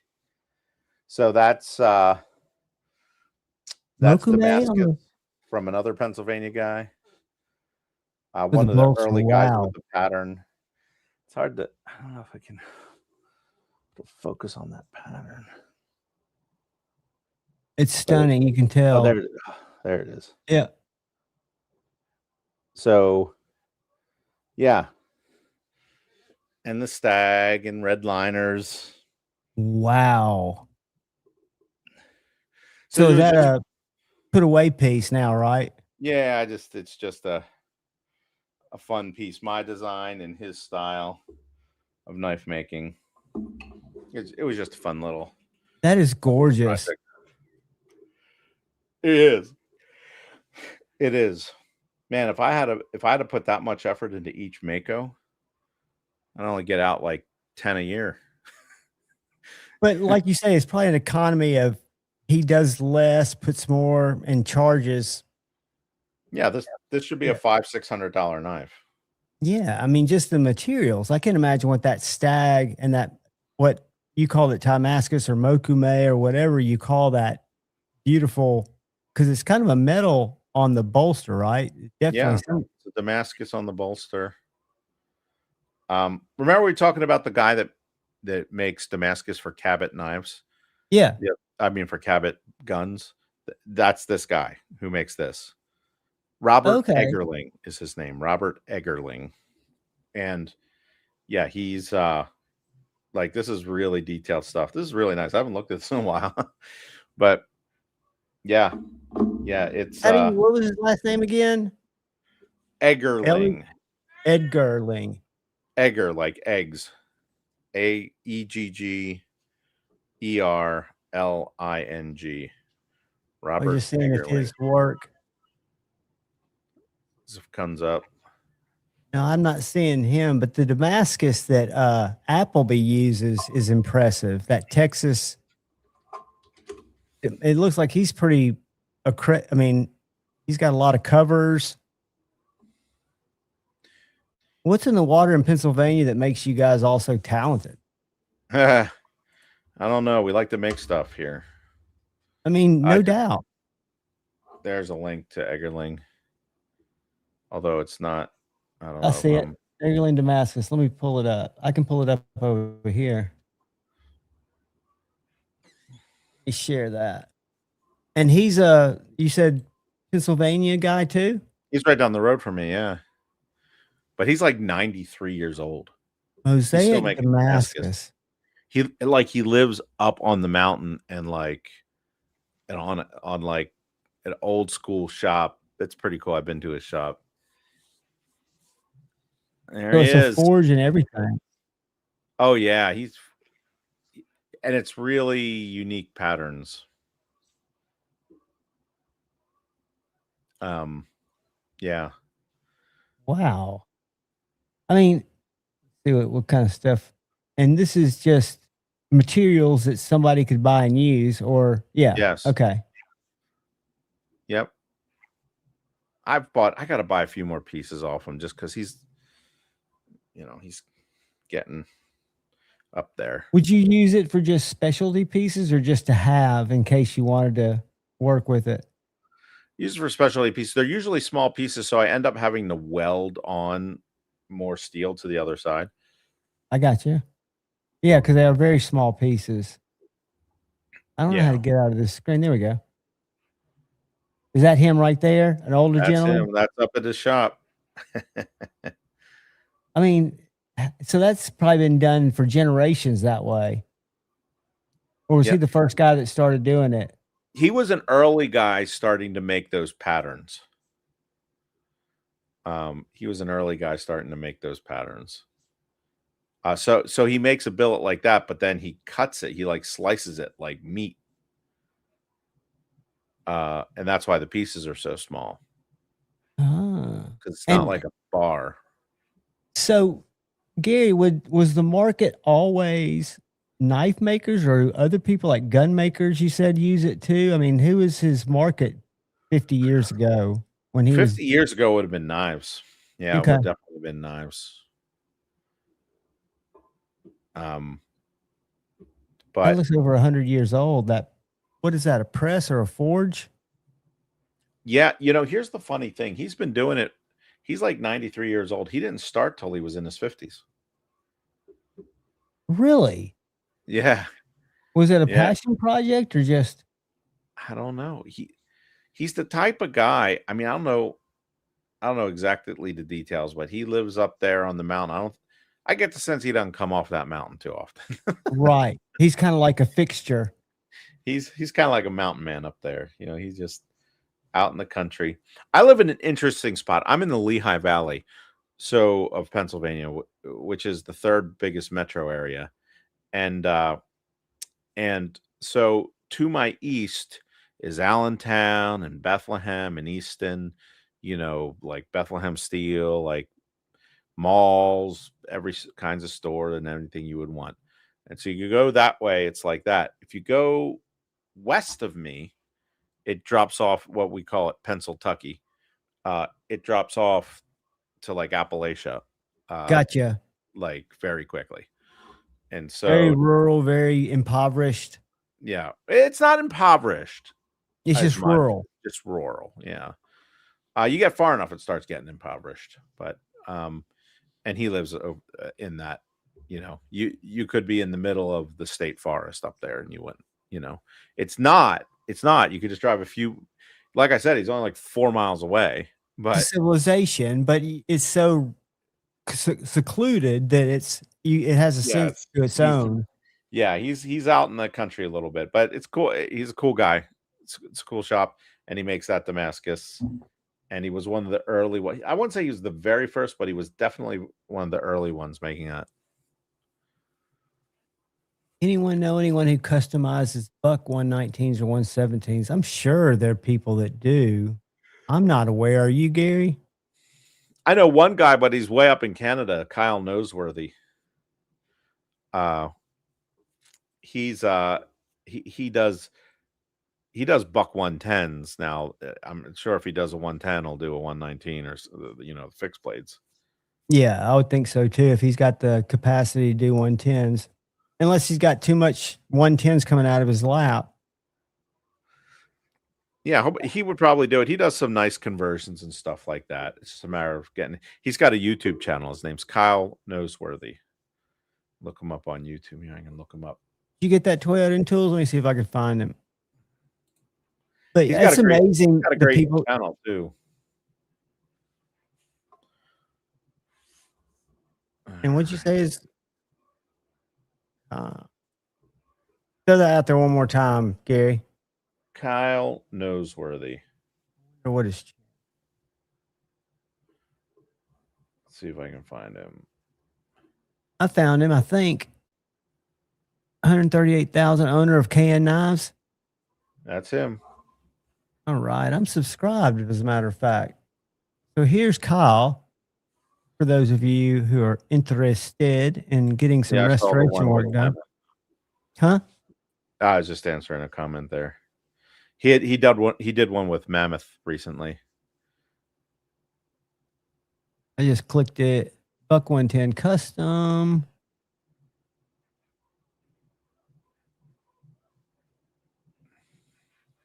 Yeah, he does a lot of stuff. I don't know if y'all have noticed my thumbnails changed in the last couple of days. These are AI thumbnails too that he uses that just go into your video and pull them out. I apologize, but AI is nailing it more than I can. But his work looks impeccable. Look at that. And he's got, guys, I'm going to drop his link in the chat. Let me go back to his homepage. Looks like he's got PP content too. That's one of his knives. I have one of his knives. Let me stop sharing. Hold on. Oh, yeah. Yeah, it's pretty rustic. I just wanted some of his work, because I would watch his videos as I was learning to make knives as well, and sort of kind of see what he was up to. How long have you been making knives, Gary? Or I should know, but I don't. Maybe like 11 years now, something like that. I got you. My regret is not starting earlier, but well, we can't live in our regrets. I'm sure you don't, for sure. But the fact that you started and you're making such cool knives, you got plenty of time to perfect your craft. And you sound like you've got reinforcements behind you, whether they're interested or not. Have any of them shown interest? Has your son shown interest in your knife making?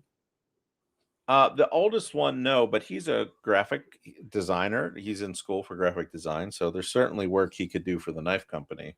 Like he designed the minnow. Minnow comes in a tube, and there's a sticker that goes on that tube. He designed that.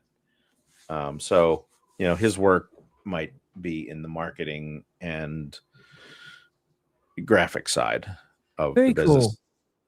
And then Martin, the 11-year-old, who knows?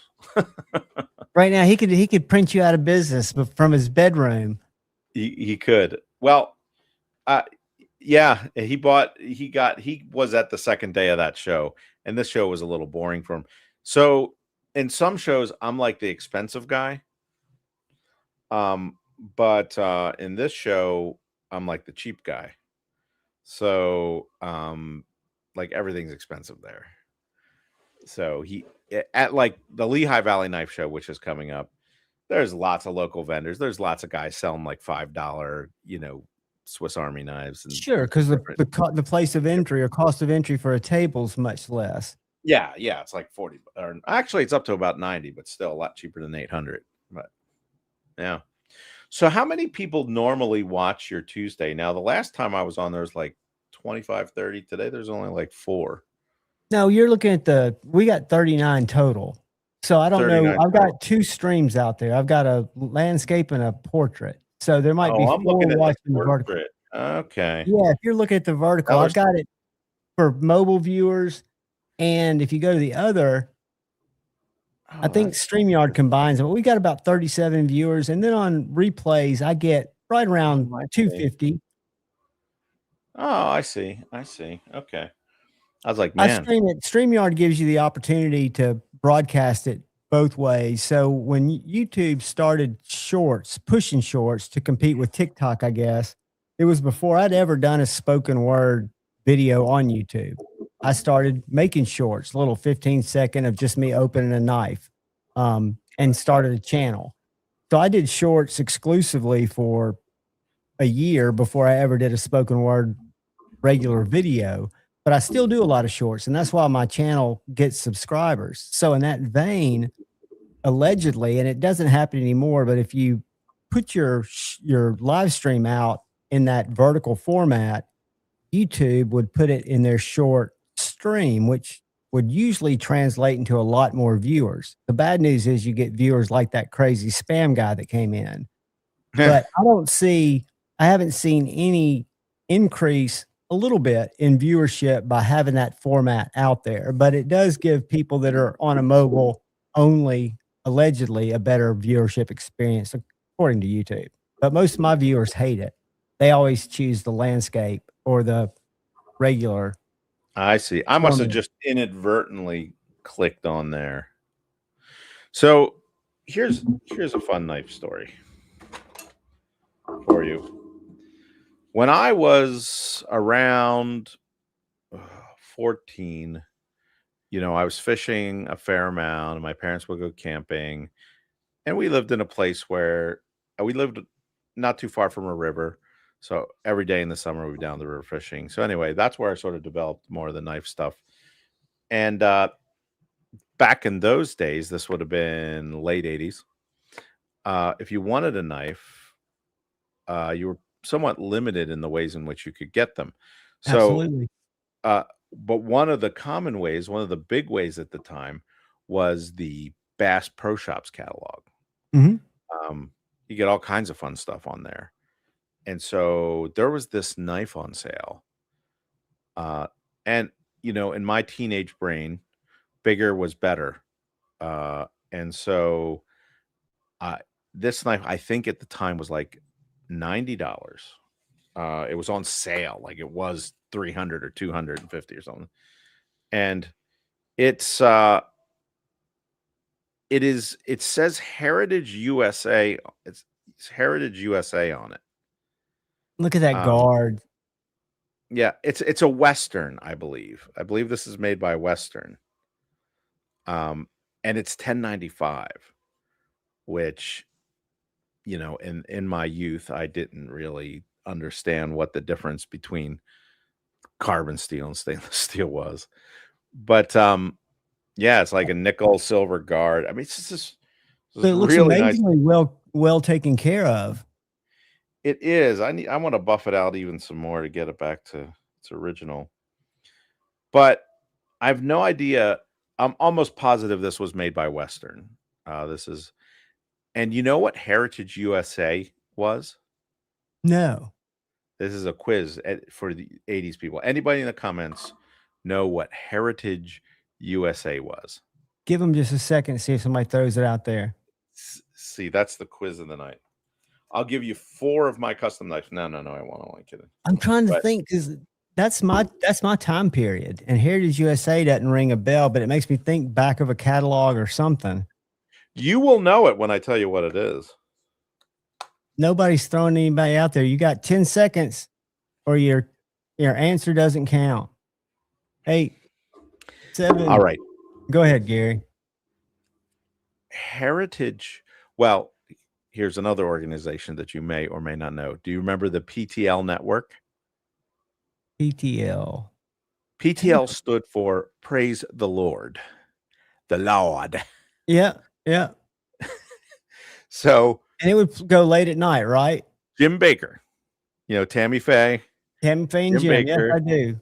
PTL network. Ray's Heritage USA was like their Christian amusement park thing. Now I totally it's and so that, to the best of my knowledge, as you recall, the PTL network came to an unceremonious end. So opulence a little bit there, and other transgressions, we'll call them. And so they ended up closing. So I think they had a bunch of these for their gift. This is totally my theory, but I think they had a bunch of these for their gift shop at Heritage USA. And obviously, Western had nothing to do with them. I'm totally making this up, but I think it's plausible. And what is plausible? Great story. And I think that they dumped them on Bass Pro Shops for super cheap, as to I could get that for $90, because I wasn't going to get anything much more expensive than that for my birth. It was for my birthday. And so it's a fun little life story. Did you carry that thing when y'all go camping and stuff? I did. It's terrible. What a terrible choice. There was so many better. I'd been better off getting like an Almar folder back then, or or even an earlier Spyderco or a Buck than that. See, I graduated in '85, and Rambo was a big influence in my knife liking early on, like the sawback, stuff like that. Big overbuilt stuff that I can admire, but I used to actually carry out in the woods, allegedly, when I was a kid or a teenager. Okay, look up. All right, here's another knife maker for you to look up. Sam Wilson knives. See if he comes up for you. All right. Wilson Custom Knives. I think that's Sam's. Let me see. Are they survival knives? Share. Let's see if this is it. Because I put in Sam Wilson knives and this came up. Show me what Wilson you got. Custom. Let's see. I'm sure he's on Instagram. I'm pretty sure. Yep. Well, you know what that is then. Absolutely. He makes Jimmy Lyle style real Rambo knives. That's he doesn't legit. call it that because they're, but this is a legit, style Rambo knife. That green handle. He was next to me at a knife show, and every bone in my body wanted to buy that knife. This long one that I've got right here, did I go past the green handle? No, no, the first one, the Rambo knife, the green Oh, the handle. Rambo knife. Got you. That's First Blood. Well, not, yeah, that's First Blood right there. And every part of me wanted to buy that. Man, when I was a kid, screams at you. and it was like, how much was it? $1,200, something like that. So for a knife that big and the good leather work and everything, it's not a bad price. I did buy one of his other knives, but it really just tickled that little 80s kid in me. Yeah, I graduated high school in 94, so I'm a little younger, but still I'm going to find his, well, I guess he doesn't have Instagram. He's got Pinterest. Okay. I haven't been on Pinterest. And so like he's got all like the cap of that is inside is a compass, and then like he comes with stuff like hook and like all the fishing line and survival stuff. Yeah. Man, do I like that knife. You can't help but like that knife. There's just something about my childhood that makes me want that. And heaven forbid, I'll never forget, I went to Blade Show 2 years ago with my buddy Dark Gravity. A lot of people on here know him. He did some stuff in the military. I don't know what, but his son was with us, who's 13 years old. And he was looking for kind of a zombie slayer, a zombie apocalypse knife. And I forget the company we found. He ended up buying one. But his son was doing all these moves and stuff and said, I hope nobody comes up on me. And his dad said something I think that was pretty true. He says, hey, and he looked at him with a very serious look. He goes, hope you don't have to use that, for self-defense, because it's damn messy. And you could tell he's been there before. And I can't imagine a Rambo knife being, the way old Rocky used it, or Sylvester Stallone. Those sawbacks were pretty messy. But I had the little sharpening stone. You're not going to get a knife like that sharp on a 2-inch stone. If you got diamond and you got skill, you can. Well, true. That's a fact. But if you're a kid in Huntsville, Alabama, buying it, you're not going to be able to get it sharp. But the ones you bought in Huntsville, Alabama weren't made like that, and you couldn't get sharp anyway. There was tons of cheap, junky Rambo style knives out there that broke. Heck, Harbor Freight sells one for like $12. Exactly. And a lot of our stuff in those days, you'd get from the back of a TV guide, or you get it from the back of a, rarely the every now and then you'd get the Bass Pro Shop catalog. I'm trying to think where else. A.G. Russell, is that a thing? Oh yeah. You used to get a nice catalog. I wasn't familiar with that, but I'm more familiar with it now. I got to meet A.G. before he died. Now, Paul says he can't bring himself to spend much over $300 for a fixed blade. Now, Paul, I'm sorry to hear that. But you're probably at the point of diminishing returns at $300 with a fixed blade. Anything much beyond that, you're not paying for more tool. You're just paying for childhood material, or or bling, or cachet of the maker, or collectability, or future Fibonacci grind. Yeah, Fibonacci Tamagotchi grind. But that's a good, honest thing to say. I mean, at $300, you kind of maxed out your utilitarian value, right? Yeah, in terms of the value of it as an actual cutting tool, and it performing any better after 300. Now, depending, I mean, if you get something really large, then then it can be whatever. But yeah, it's I get that. I get that sense. You're certainly getting into more the collector range, and that's just the thing. If I spend $1,200 on that Rambo knife, I'm not going to see if I can cut a limb off of a tree, even though that's exactly what I would want to do with it. Correct, because you spent that much for it. Yeah. And it's interesting that you say that, because that's a whole other reason that certain people buy, is to collect. And the guy that sold the Randall's collection to the knife store was not as picky when they were trying to figure out, hammer out what I think is an exorbitant price. But the guy that was selling them said, man, I'm making money on that no matter what, because I bought these knives. They've appreciated, right? Certain knives, if you buy them and you store them properly and care for them, they're going to gain value unless something cataclysmic happens. I think cases are that way. I think definitely Randall's. This guy bought these Randall's over the years and they only appreciated. Yeah. Randall's are definitely a pretty secure buy in that regard. But again, as a person who values performance and function, to buy a knife, and that's why I ended up getting like the Boker and the Demco, because I will use those. Correct. And that I really appreciated that drop point hunter. That would have been a great knife for out in the woods because it's 154 cm. Like that would have been a functional knife, but I won't use that now. That will sit next to this in the cabinet. Right, because it's collectible. It's sort of a waste of money. Well, yeah, I mean, it's a shame that it's not, you don't have that same form in a more usable that you'd be willing to use. But again, a lot of it's tied to who made it, right? And the replaceability of something like that.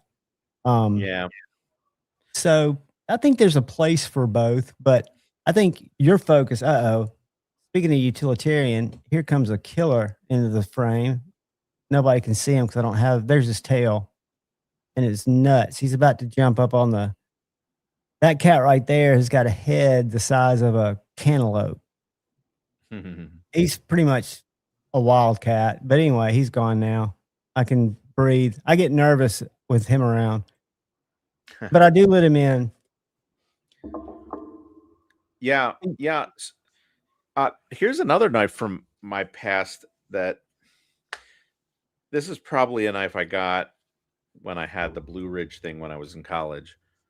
But this is it's a little rusty. It's a little rusty. A SOG.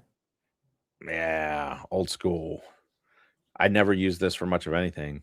And it's not stainless. What the heck? But it's coated, right? With some kind of... It is, but the coating isn't stopping the rust. Yeah, it's probably Parkerized, I would guess. But this is this is definitely more of a, self-defense, stab somebody in the throat kind of thing. Yeah, or around the campsite if you want to have a cool knife that you can still chop stuff with and cut stuff with. I'm sure that's got a pretty decent edge, or is it kind of a rolly edge? Yeah, it's a decent edge. It's decent. I think your Blue Ridge story was classic. I think that's the coolest thing to get you and your buddy some good deals on knives. That was fun.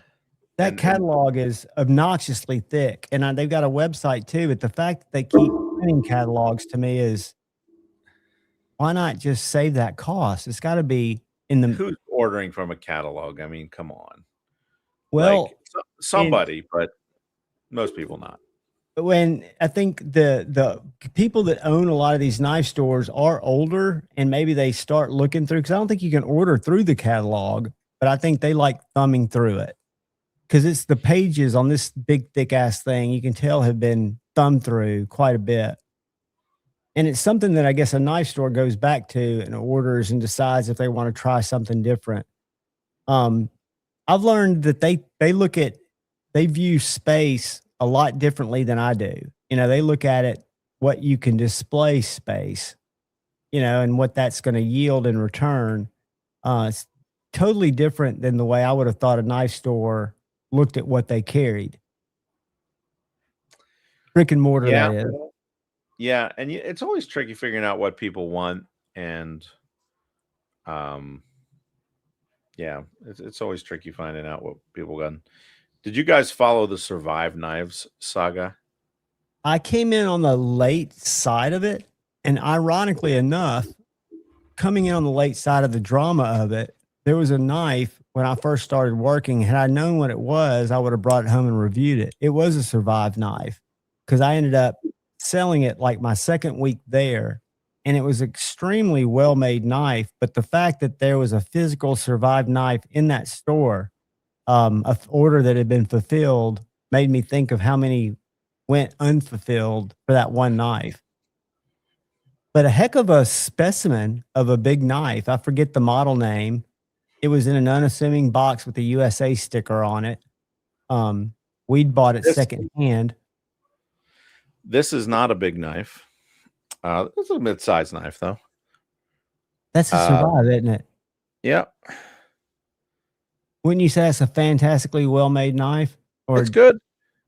I mean, there are other knives that are just as good.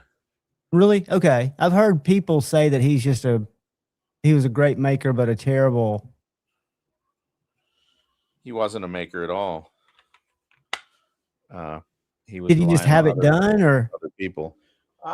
He did some stuff himself, but I mean, like, you couldn't give him a bar of steel and he would come out with a knife. Like, he started doing what I did with Larkin.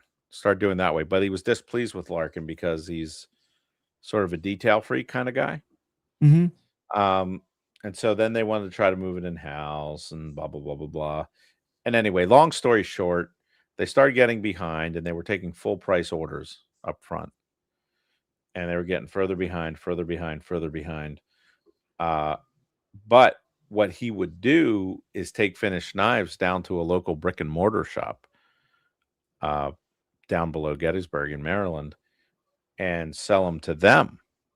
These were orders that should have went out the door, and he was selling them to them. So I bought one from them. That's how I got it. Yeah. At the time, you probably didn't know that was going on, did you? I didn't. I knew that he had back orders. I didn't know that he was finishing knives. And I have a year back order for a few of my knives. Now they're not full price. They're just $35 deposit. Right. And so, if I go to a knife show, I'll have a handful of those knives, like those Folklores and Omnivores. I don't have those in stock, but I want to have something to show at the knife show. And so I pull a few aside and do that. I would never, like, I had a brick and mortar store ask me for Omnivores, and I was like, I can't do that because they're back ordered. Like, so, like, yes, yeah, they'll it sell, wouldn't be, but yeah, it wouldn't be right to take them out of somebody's deposit and put them in someone's showroom to. Right. So I avoid doing that, and I kind of keep a separate little stock of knives for knife shows.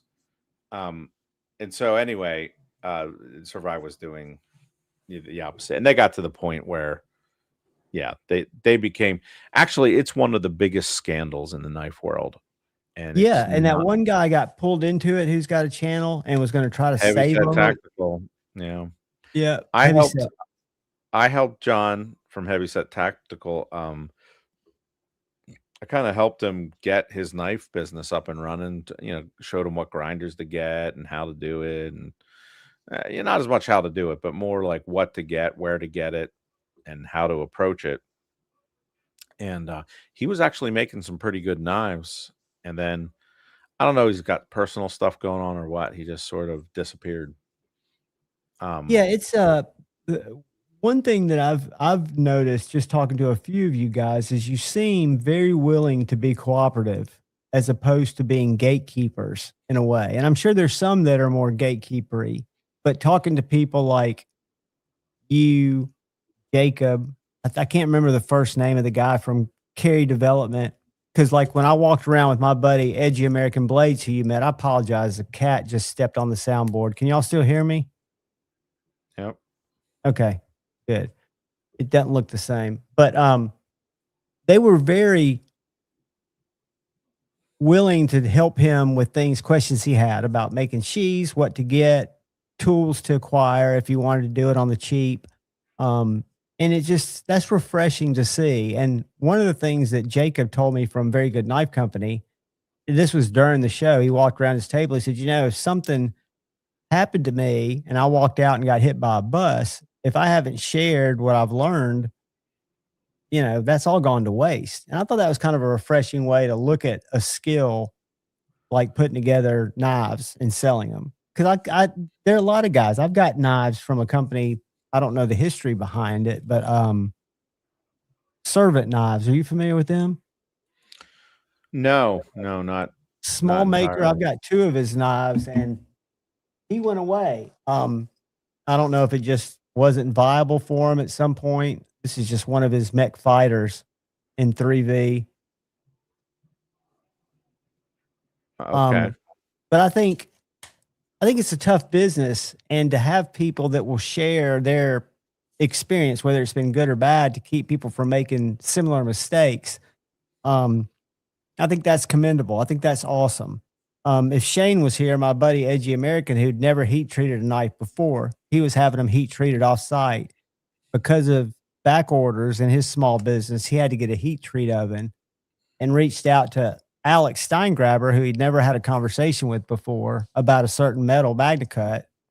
And Alex said, if you'll just set your oven to this and follow this protocol, you will not have a problem. And walked him through it. He said it was a lot less involved than he thought it would be. If you just follow these steps, like you said, I think last week, it's science at some Yeah. point. You know, in the knife world, it is pretty common that guys share. It was not always that way. Like probably in the 70s and 80s, guys wanted to keep things secret.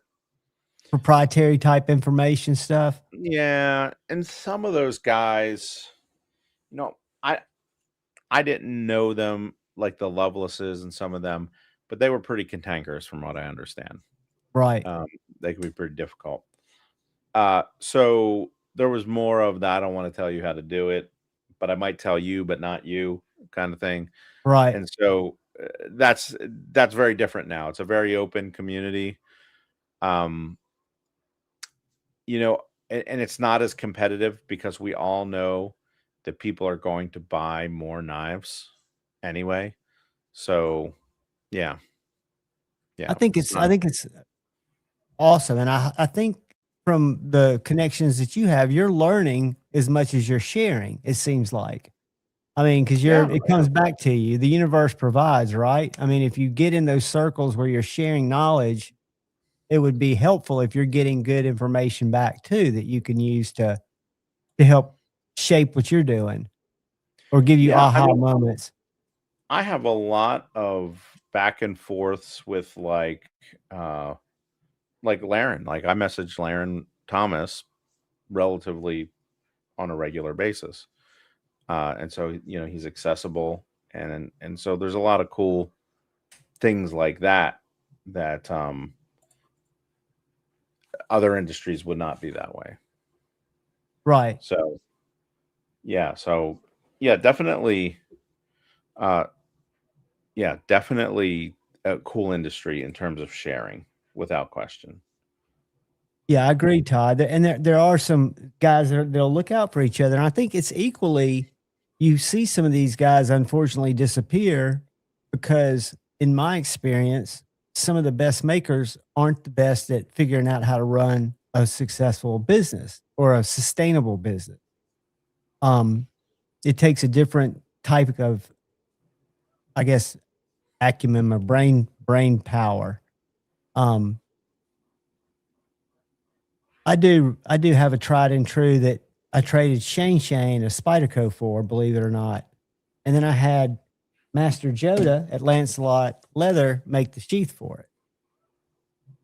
That's the tried and true that Steve and Alex did in collaboration.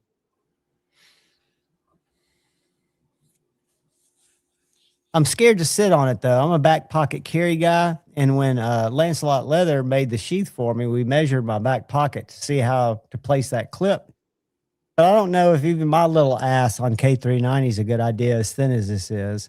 I'll sit on my knife all day long, but it's got a little curve in the sheath from where I do. But I know it's strong enough to support me. I don't know about that thin K390. Yeah, Paul, it is. If it's a slight hollow because it's so thin. And I guess Alex gets that with his CNC machine. I think it's a stepped hollow, if I'm not mistaken. Really? I want to. If you grind a blade on a CNC, it's usually a cup wheel. Okay. It's not to say it always is, but that's kind of the new way guys are doing it now. So I always thought of it as taking material off with a bit, but a cup wheel, is that so it's actually grinding it on CNC? Mm-hmm. They can. Some guys Yeah. do. Like TJ Schwartz, for instance. That's how he makes his knives. Chris Reeves, that's how they make their knives. Okay, I did not know that. Mm-hmm. Yeah. I know that he's got a beautiful hollow, Chris Reeves knives, a brand that, like a lot of knives that I've come into love with, never caught my attention early on, but that's one that is my collection is needing. I've got a guy who's been coming by threatening to trade me this Umnenzon I think he's got, but he'll never tell me what he wants for it, like knife in return, knives, because I've got a lot of trade bait and he knows what I have, but I would like a Chris Reeves at some point. I think they're beautifully done. I wanted a Chris Reeves. I have two now. How do I say this? Chris Reeves really was early to the game with a tight tolerance. I guess it's a frame lock, one-handed operation, really nice titanium knife. They were early and first to the game to it. Yeah. I think the Chris Reeves integral frame lock was his kind of thing, right? I'm not sure if he was the first, but he was certainly early. I don't know. Yeah. But these days that ain't no thing. Correct. And I actually prefer like bar locks and button locks more than frame locks personally. So, even like a compression lock on the Spyderco, I prefer. So anymore, there are a lot of knives I like the way they function better. And I don't get too excited about fit and finish. But Chris Reeves is excellent, the fit and finish. The tolerances are outstanding. Yeah. Yeah. But there are others out there like not Craig Brown. I always get it wrong. Brown Knives, the aerospace engineer who makes knives that are just amazing to look at and to handle. And Grismo, which I'm not that familiar with, but I hear the tolerances there are outstanding. They are. I've handled one, but I've not looked at it up close. But it becomes a thing where it's like, where's the law of diminishing returns? Like when Paul says he doesn't want to spend more than $300 on a fixed blade. There's certainly fixed blades way more than that. Correct. But do you start getting any more performance out of them? And the answer is probably not. Right. And same holds true. And at this point, Chris Reeves knives are like $500-600. I don't think you can get in on the new market for under $650. I could be wrong. Yeah. I know that I think Rick and the Demkos are on the low end of what I consider that tier of manufacturing at the low $4s. But Chris Reeves, if I'm not mistaken, is in the $6s. Y'all tell me if I'm wrong where Chris Reeves large Sabenza starts. So, but for a dealer, there's a 5-year wait if you want to be a Chris Reeves dealer. Yeah, it doesn't surprise me. But the secondary allegedly is pretty soft. That's where you can get a much better deal. I'm sure I either traded mine for my knives or that's the way I usually get knives. But that's a great way to be able to have something that's a viable trade bait, as I call it, that you're making yourself or that you came up with and you're having created. I think that's $565. Okay, Paul. And that was new, buddy?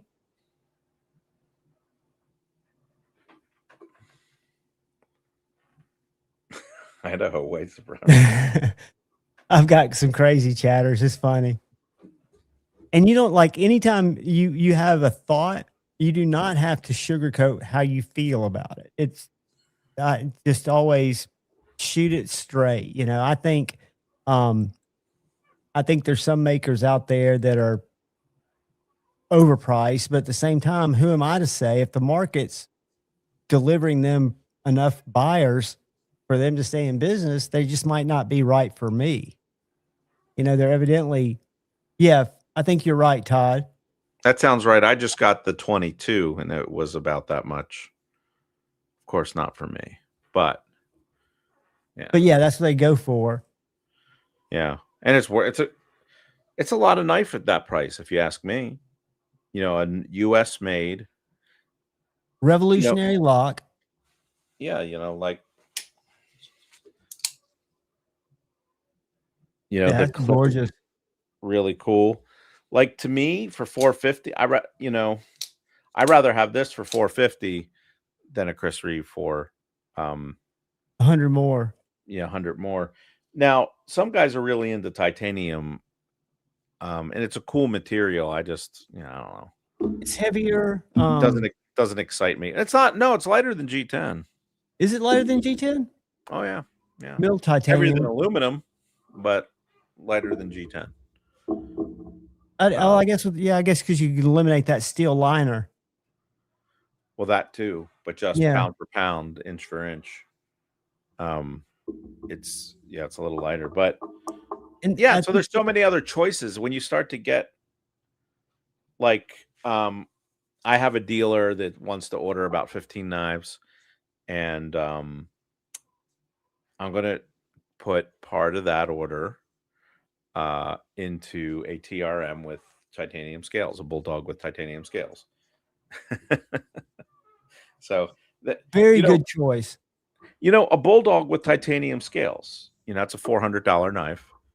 So it's $150, $165 less than a Chris Reeves. And to me, I like that knife a lot better. The Riverlock is amazing. The Bulldog is probably I love the Shadow, but the Bulldog size is exactly the same size as the Neutron, just a little bit thicker blade stock. And I'm a huge fan. You will love that knife. I have a Bulldog. Oh, so you do? I have a G10 Bulldog. So this is just, rounding out my collection, you see. I got you. That's one that it's my favorite USA knife maker in terms of folder maker. I think the only one I don't have is the one before the Atlas. I've even got the Atlas slip joint. I don't have a titanium Shadow, but I did a titanium scale swap from a G10 Bulldog to a titanium Bulldog, and that was not easy. So the 8020 XXL, that is silly big. I can imagine that's got to be huge. That at the show. Yeah, I saw that at the show. I mean, the 8020 shoes, yours is a smaller version, right? Yeah, 8022. This is probably along the lines of the Bulldog. It's a little handle heavy in terms of, but I prefer that. Yeah, I like it, and it has a sound. Oh yeah, it's just, you hear that closing sound? Yeah, it's like just with authority. Yeah, I like it, and I like that Andrew's one of my friends, and I like that I've been to his shop. Like he's a Pennsylvania guy, and so there's a connection there. Oh, absolutely, that most people don't have, and a very valid connection. And so, and I've spent a fair amount of time talking to the owner of Three Rivers too. So I did, I'd like to do an OEM model with them, but yeah, I don't know. They don't have a ton of capacity to do that. They barely can get their own knives out. Right. I was a fan of theirs long before I had a channel because of a guy who's sometimes in my chat, Sobek Scooter, is his screen name, and he always was touting TRM. And my first TRM I bought on the secondary was the Neutron, but instantly fell in love with Marianne and Lee after meeting them at a Nashville show. I went in deep on collecting their stuff. And I collect a lot of it. What's up, Robert? And Shady, you'll love, I don't know if you picked up the tag along. I just got a DLC tag along that I'm really loving. Now you're going to have to tell me when you get the minnow which one you like better. I definitely will. Keep in mind. And I won't be offended if it's not mine. I like mine better, but I'm biased. Well, I can tell you this. I like your handle better. I've held the minnow. I love the way it stayed. This is, to me, a 3-finger dedicated. I mean, it's kind of directing your grip to be that way. And it's a much thinner profile. I don't like a drop point that droppy. And the sheath is quite large for the overall package. So I just ordered some ball chain, so that especially for the minnow, people can put it on a necklace. I was just going to do paracord, but somebody said you can hang yourself with that. So I've heard that. I've heard that the chain is a much safer option, and also if you have spies coming up behind you or ninjas, they can use it to strangle you. Yeah. And, that's a big problem. I've, a lot of times in my life, I've had ninjas come up behind me and strangle me. And I'm really looking to avoid that in the future. Todd, my favorite lock, and by no coincidence, the one that I cut myself with the most is Andrew's Scorpion lock. That's on my 8015. So much so that I got titanium scales for it, which I didn't need because there's not much to scale on that knife. And I had Sawtooth Dave hollow grind it for me. Fred, you don't have a fixie, buddy? Fred the Lug, I met in Atlanta last year. He's a very, what would you call it? Accomplished collector. He has a beautiful collection of very fine knives. Jeffrey Dawson says last 3 were the Waxwing Chitlin, the Creeley Minnow, and the transparent doodle. I've not seen or held a doodle yet. Are you familiar with transparent knives, Gary? Brian Kim, he is out in California. That sounds familiar. He does a lot of heat treat stuff. He does a lot of HRC testing. He was doing regrinds exclusively for many years. Okay. And the reason his company's Transparent Knives is if you go to his website, it shows you, I think he has it based on, I'm going to say this wrong, but skills, something that he feels like he's very highly skilled in, and something that he feels like he's not as skilled in, even though he's skilled in both. And he prices it differently. He's a unique guy. So Jeffrey, how do you like your minnow? You got it there. I see it came to you on the 6th. Give him a second, right? Hopefully he says he likes it. Might say, I don't like it. I'm sending it back. He'll say it if he will. I know him. He's typing. I can tell you that Isaac, the guy that came through Huntsville that introduced me to your stuff, loves it. And he loves his Mako too. His Mako's his dedicated truck knife. Okay. Yeah, the Mako's a little more, kind of every job size. Like you could field dress a pretty good size animal with that. And whereas the minnow is a little more limited in that regard. I was thinking about going after for a small fixed blade, for that small fixed blade in particular, like a fishing world. That's just a whole different pool of people, no pun intended. Yeah, absolutely. That's a little outside the knife world, but in it, but especially in something like MagnaCut where it's super corrosion resistance and all that. So much that Spyderco's now made it their salt blade go-to. Right, on the American salts. One of the worst steels ever is Spyderco H2. Ugh. Is it just super? I've never used it. I've seen it. And Jeffrey Dawson says it's great. He thinks Magnamax is the perfect steel given the shorter blade. Yeah, you really reap the benefits of the higher edge retaining steel in a greater way in a small blade, where your cutting's concentrated into a smaller area. But yeah, there's that's that new manual Protect. That is from what's his name? Sean at Peace Peace Neighbor. Sean Fairburn, I think's his name. I could have made that last name up. I do that sometimes. So for the longest time, automatic knives were illegal in Pennsylvania, and recently, within the last year or two, they became legal. So I kind of always had a sort of a special liking of automatic knives, but now that they become legal, I have zero interest in them anymore. There's nothing, I'm not living on the edge. Unattainable when you feel like you're kind of living on the edge. Yeah, ooh, I got an automatic. Ooh. But like, now it's like, yeah, whatever. I mean, and honestly, like, here's the Demko. Like, it's just as quick. I mean, am I really losing any speed there to get in the big knife fight? You know what they say about knife fight? Nobody wins a knife fight. No. You're not gonna win. No, H2, I guess they said H2 was a little better than H1. I don't know. Did you see Jeffrey's comment earlier? Has slightly better edge retention than butter, slightly. Oh, H2, yes. H1, H2. Was there an H3? I forget. Yeah, it was terrible. Then you had to get it serrated if you were going to get it. But even then.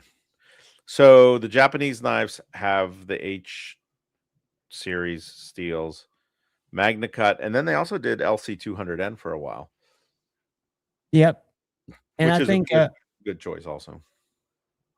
I know that what's their name? Quiet Carry uses it for their liners. LC200, I think, for their water or their salt proof series, allegedly. Okay.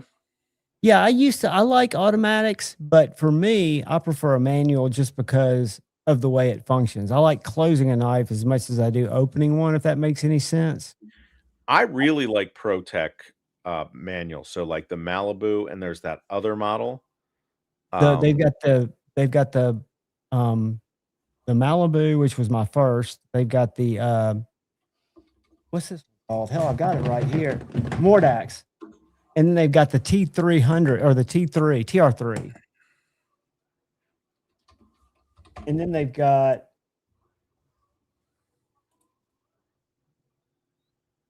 this is I like the TR3. Yeah, the TR3 has got studs. So I find it to have the best action out of the manual bunch. It's my least favorite blade geometry. So it's got really snappy fire, but it's got kind of thick blade geometry, which is good for what it's designed for, I imagine. But for example, the Mordax is much thinner blade geometry. This cuts, for me, cardboard a lot better or cat food than this. I like the action of this one much better. So here's a ProTech, a ProTech 154 CM TR3 Blade HQ for $190. That's a deal for a USA made button lock. That's a lot of knife for that amount of money. I agree. I think it's $20 more for the scales like I've got, but it was a very affordable. I traded for this, but I think they're right around $210 with the aluminum scales, the dragon scale looking stuff.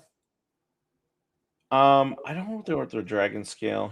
A lot of these are in 154 CM, which is a steel I like a lot. I mean, I would prefer Magna Cut probably, but here's a black one with this one's S35. Yeah, I have an S35 one. S35 is not one of my favorite steels. Now these go up a little bit if you start getting fancy, and now there's a frame lock version of it. Oh yeah, that's an older model. Here's a titanium frame lock version of it. It's $249. That was old though. That was discontinued years ago. Oh, was it? Like, I believe so. Oh, you're right. You're right. That was one of the first variations of this. It's really unique if you look at the Yeah. frame lock side of it, how it looks so basically cut out, but it handles amazing. So here's a Magna Cut version. Black with texture, like triangle texture. Looks like it has a mother of pearl in the button. $295. What I mean, under $300 for a well-made USA. And that's where for me Sebenzas get a little tough. Not so, Right. well, Chris Reeves. It's just it's so it's a little, you're paying a bit of a premium there. But I mean, it is a tighter knife. I mean, it is a little better for sure. But yeah, I really like that knife though. That TR3 makes me want to buy Josh, another my one. feedback has been good on S45. I only have it in 2 knives, but again, my cut use is not as noticeable as a lot of people. Todd says it's really well balanced, just was overshadowed by Magna Cut when it was released. Yeah, Magna Cut kneecapped it. I mean, it was really bang bang. But the S4, okay, so S30V, S35, S45. S30V was the OG, but it was a little hard to work with and machine.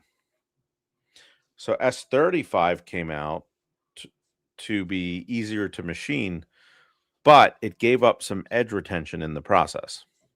So S30 actually has a little better edge retention than S35. But S35 had a little better corrosion resistance. It was a little easier to machine. Then S45 came out, which had the edge retention of S30, but the corrosion resistance of S35, and it was nicer to work with. So S45 in that family of 3 steels, which are all kind of Chris Reeves steels, really. In that family of steels, S45 is the best of those 3. I would imagine S35 probably has a little bit of edge holding over Magna Cut and a little less toughness.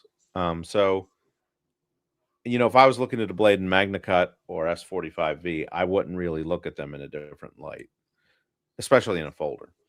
You know, Okay. like that's like 6 of one, half dozen the other. But it, you know, S45 does not have the allure of others. So yeah.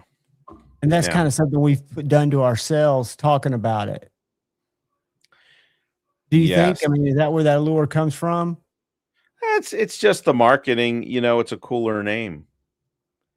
You know, like Germans have all these steels that are named like 1.2846938845. This is like, what's that? You know, so when you have some Magna Cut, Magna Max, you know, L Max, Kind of rolls off the tongue. Max I've noticed Met. Benchmade's been putting out a lot of L Max lately. Yeah. Oh, yeah, that's, you know what I want to do a run of Mako's in is XHP. I think that's a steel that people enjoy that just didn't have the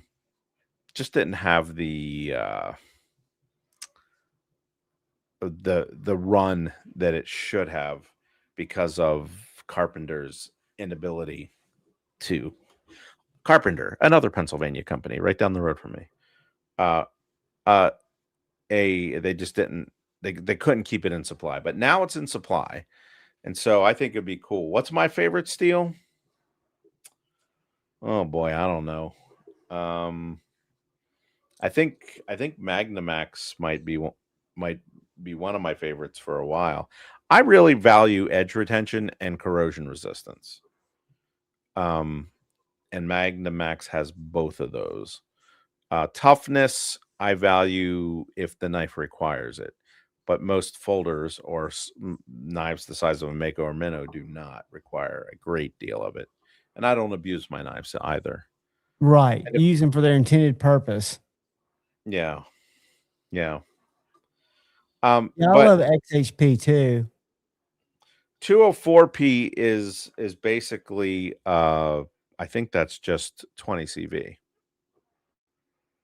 which is M390. Those three steels are kind of analogs, I believe. So 204P would just be 20 CV would just be M390. So that doesn't excite me quite as much because those steels were played pretty fully. But XHP is a little more interesting. It's a little more interesting, and it has good edge retention. It has good sharpening characteristics. Yeah. And you think it would be good? You think for the Mako, you'd be interested in maybe doing that down the road? Either that, or I have this knife I'm working on, called the Medium. Let's see here. Go in the AutoCAD barrel. I don't have that file open. Yeah, it's actually a little bit like a Survive knife type, mid-sized, smaller knife, a medium-sized knife, hence the name Medium. I was thinking about doing it for that. I ran 3V in Makos for a while. They sold out. I think I prefer crew wear over 3V for a smaller knife like that. Yeah.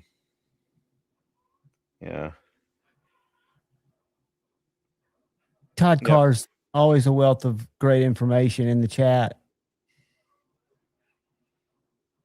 He and Kyle helped me make sense of steels. And again, I'm that end user. And I think the biggest eye opener for me being actually in the knife buying, selling world of a retail shop is the amount of people that ask about steels. And it's so far to date, zero that have asked about the differences or what do I want for this. It's not something they think about. And it surprises me. I would have expected more people would come in, especially in a engineer-minded town where you've got metallurgists that actually work here and talk about it. Nitro V is a beautiful thing. Larry and Thomas had a video out recently. The video will speak. Sweet. Here, Rick. Yeah, I think Nitro V, a lot of people like that steel. Gary, what's your thoughts on Nitro V? Nitro V is not meaningfully different than AEBL, in my opinion. It's very slightly different. And I would say it is a quality entry-level steel. It's a quality entry-level steel. It does not compete with MagnaCut or MagnaMax or S90V or S45V or go down the list. They're super, or even XHP. XHP smokes it especially in terms of edge retention. Yeah.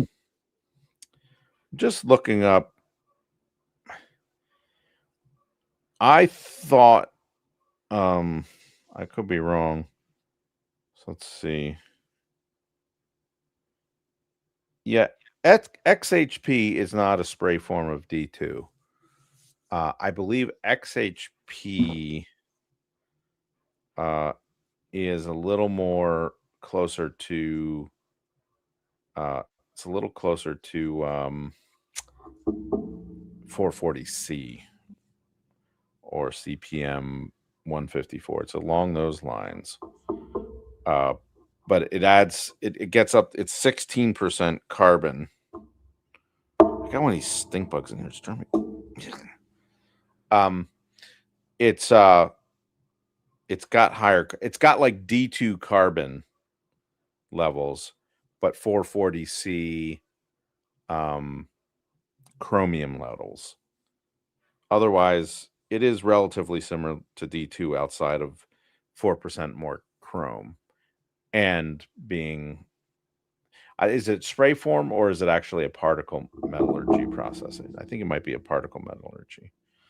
Let's see. XHP, as per Carpenter, 440 XH is an air hardening high carbon, high chromium, corrosion resistant alloy, which can be described as either high hardness type 440C stainless steel or corrosion resistant D2 tool steel. So it's related. Possesses corrosion resistance equivalent to 440C. but can attain a maximum hardness of 64, approaching that of D2. So that's a nice little, Yeah. compromise. Probably relatively low on the toughness scale, I would guess. Side note, Spyderco is planning to make Manix 2 folders in this steel. I don't know when that was written. But it's a nice steel. It's carpenter steel. It's cool. I've got it in my Spyderco Shaman, and I really, really like it. I love the way it felt on stones, and it's sharp, sharp, sharp. Josh wants to know what your thoughts on Spy 27. I think that's a Spyderco steel, if I'm not mistaken. I see Spy 27. I think it's a nice steel. I see it in the family of S30V, S35, S45. I see it in that family of steels, a variation on that. It's nice. I like it. It improves in some ways. I forget what its benefits are, but it's in the neighborhood of that. It's in the neighborhood of those two. The other thing about Nitro V, the main company that was making it went out of, or they didn't go out of business, but they're stopping making it. So I was Nitro V was predominantly a product sold by New Jersey Steel Baron, and I just talked to the owner of that at the knife show, and he's talking about that. There is another knife steel that's not released yet that Carpenter has, which would be a competitor to these. These are what I would call poured ingot steels. They're not atomized powdered steels. They're poured ingot steels. And they're talking about a real clean, nice little stainless steel that Carpenter's working on, like 421 or something, that will be relatively affordable because the powdered steels have gotten really expensive, but should be pretty high, pretty high performance. They said approaching MagnaCut. We'll see. Are you going to work with any of that when it becomes available? Oh yeah, I'll get sheets of the second it comes out, and put them on my laser and get knives made. That's what awesome, I do. dude. That's what I do. That's my niche in the market. Hey, Crispy, check out the Lynch Blade Swift 6. It's in Crewwear, and it is amazingly sharp little knife. I don't know if I showed you this, Gary, this little guy that Casey Lynch's shop manager came up with.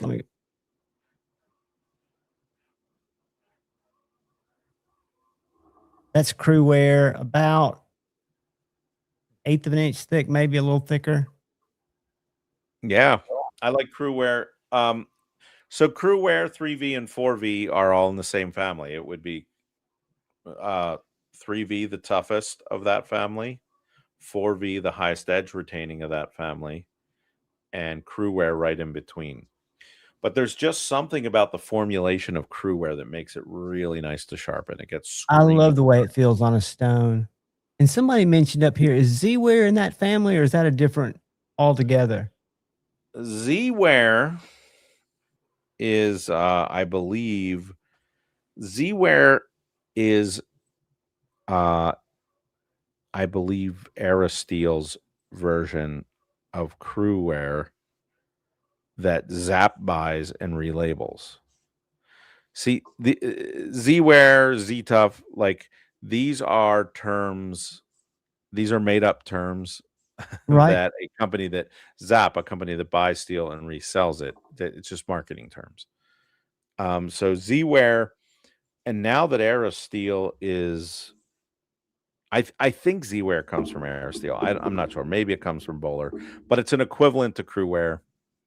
Some people said it was cleaner, and that's very possibly true. But and now it's going to be NS-Wear, which is the CPM recipe of Z-Wear. So this gets all very confusing. It's fascinating, though. I mean, because little bitty tweaks can make big differences in either how marketers interpret it and it's adopted by the community or knife makers, or those properties and how they actually make people that make knives feel about using it, or people that buy knives feel about you. There's science there that I find fascinating. A lot of it is just renamed. Yeah. Yeah.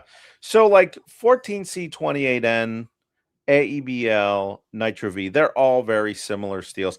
I think 14C28N is the best of that group. I think it would be fair to say in everyday use that they may be hard to tell the difference.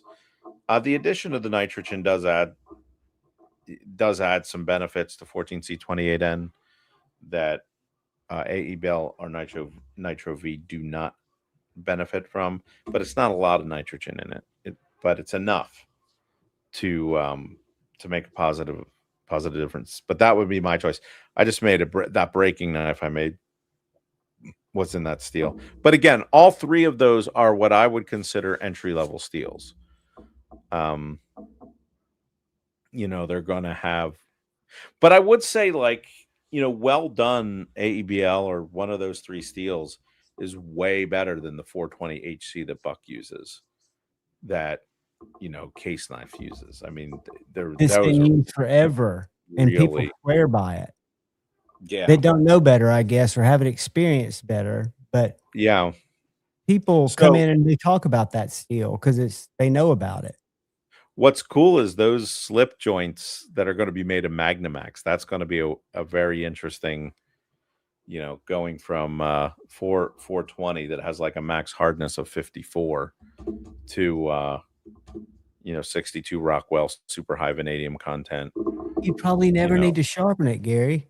It probably never will. And it's life of a slip joint. And that's you didn't say who was making those, but I assume they're a custom maker close to you. Custom maker, yeah. Okay. Another Pennsylvania maker. Yeah, Tori Ott. Sacred Bear Knives is his site. So hopefully, now I'm trying to work a deal where I give him the blanks and I get a free knife out of the exchange. We'll see how that works.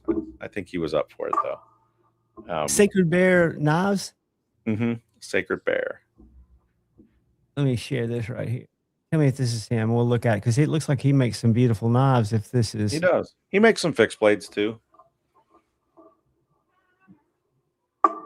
Yep, that's him. So he was at New York Knife Show too. He was. Yeah, and so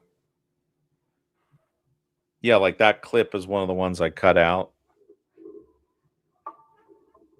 I think handmade slip joints to me are more gee whiz than modern folders. I don't know why. I really like them. Like, there's just a little more craftsmanship in them, and they're like $400, $500, $600. Yeah, and but I'd rather pay $400, $500, $600 for that than $250 for a GEC on the secondary market. Well put and absolutely noted. I agree. Because I mean, these have personality. They look like they have individual soul. Yeah. Yeah. And he's gotten better over the years too. Like, so they're quite nice now. And so approximately how many blades, are any of these that he has out here have your blades in them?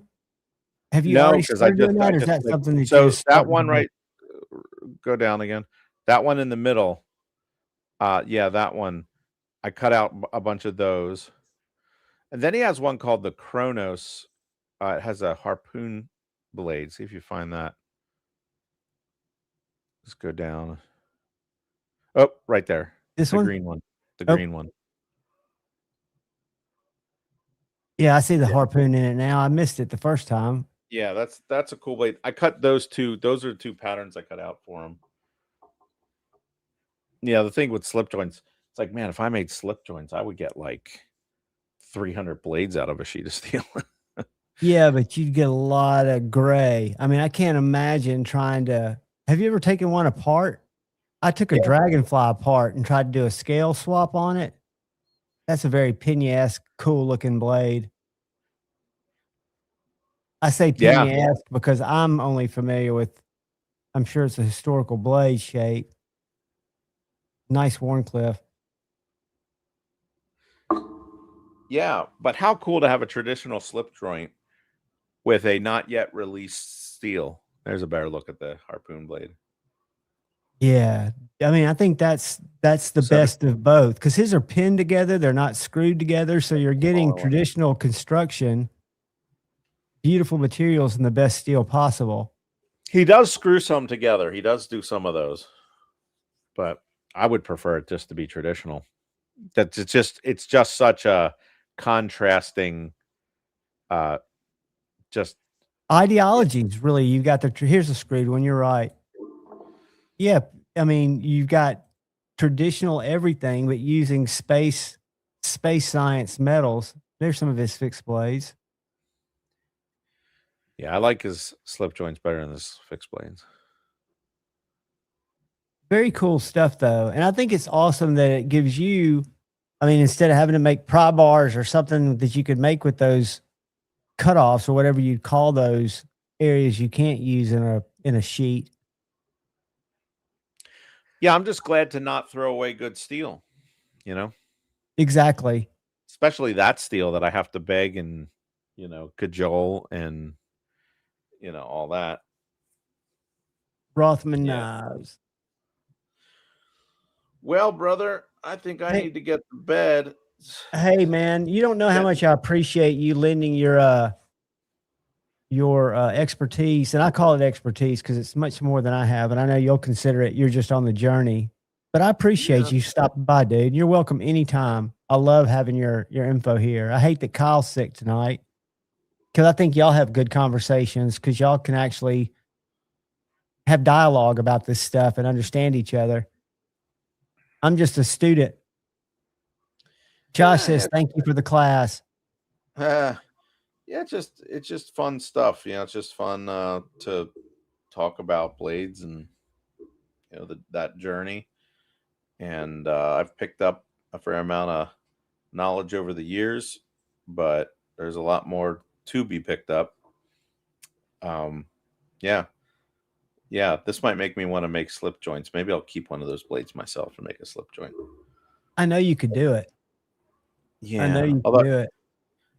He lives about 2 hours from me, so it's a little bit of a ride to go to his shop. But I might go to his shop and finish one off. What kind of machine do you have to have to just set that spring tension? I mean, you have to have something, like right? A little jig thing. Okay. Nothing to it. It's just skill. Yeah. Skill and time and fitting them together and knowing what you're doing. Yep. That's all it is. Crow Blades. Well, Gary, have a great night, buddy. All right. Share this other maker site, this slip joint guy that somebody mentioned. Yeah, and cool. I will shoot you a link Friday night. And if you're ever available, buddy, I love having you here. Yeah. If I'm not doing anything, I'll pop in. All right, man. All right, bud. Have a great night. Guys. All right. We'll see you. See you. That's always a treat, guys. I'm going to go up here and share. I'm trying to find the comment about this maker. Where was it? You guys know I can't drive a chat, and I apologize for that. I'm going to share this because one of y'all brought it up, and I was just looking at his page. Rothman Knives out of Arkansas.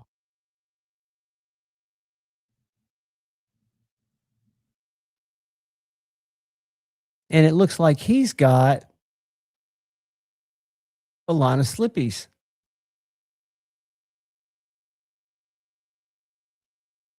Let's see what we got here.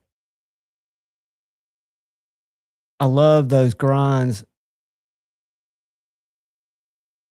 Little spear points. I mean, there's so many people doing so much cool stuff. It's just hard to keep up with all of it. I mean, because that's getting it done.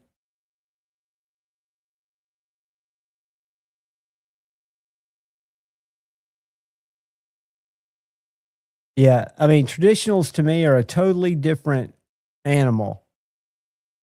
And I will say that I've started to appreciate them again,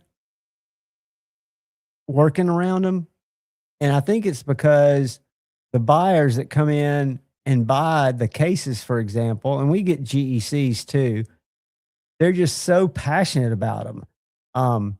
A traditional buyer, especially around the holidays, Y'all would be amazed at the people that come in that buy them every year for a grandson, a son. It's just a tradition.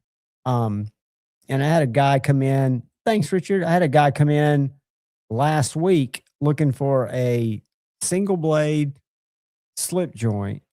And I asked him, what he was going to use it for. And he was having a son in 6 months. He's got a son coming. And he wants to be able to give him one each year. And I said, that's really cool. Did your dad do that for you? Just thinking that that's probably what happened. He's like, no, I just think it's a cool thing to do. And it's amazing how people come into knives. Rough Rider Reserves are great knives without breaking the bank. I've still got a little one back here that I'll probably give away on a upcoming members live, a little copperhead. They make, as far as fit and finish,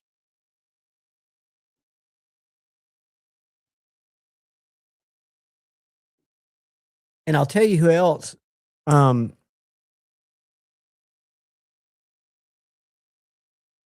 Rosecraft Blades makes a really nice slip joint. So this is a Rough Rider Reserve mini copperhead. And I got this at Smoky Mountain Knife Works when I was first into slip joints because I was amazed at how much they cost. This one was like on the more expensive side, and it was like $63. Micarta D2 or VG10.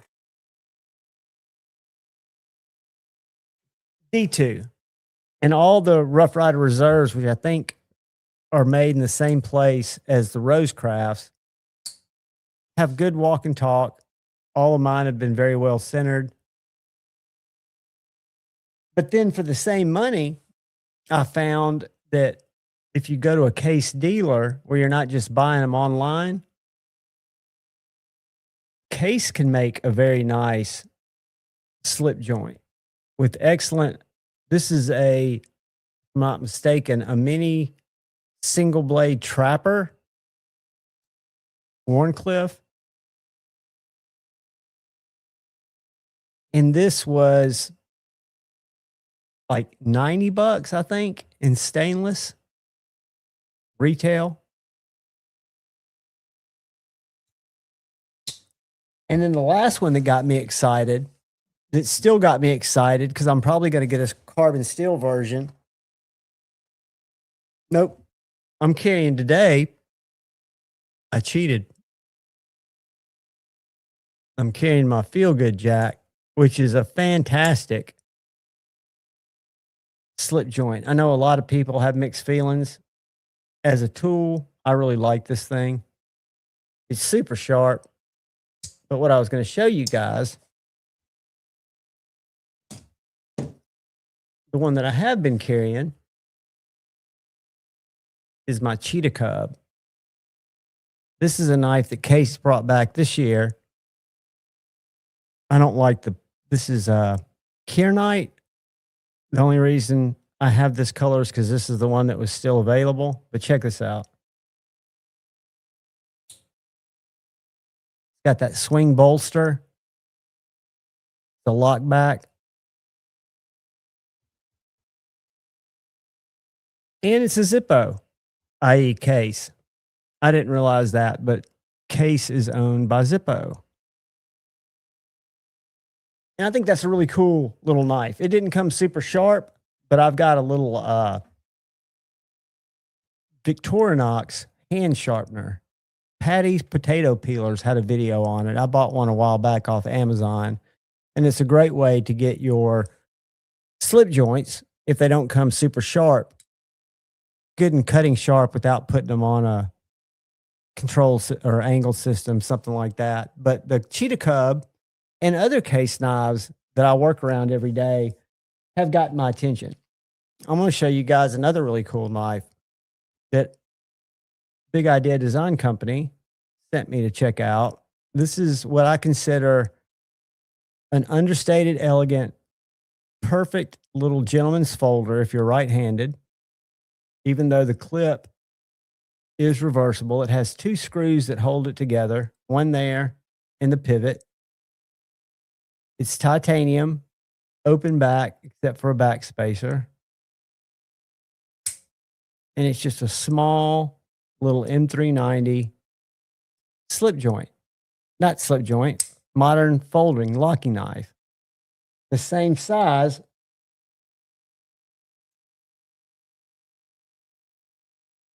My little, but it rides in the pocket great, and it is big enough for everything that I cut. To give you a comparison, let me grab a bug out. Got my size comparison bug out here somewhere. Yeah. Here's a Benchmade bug out, regular bug out.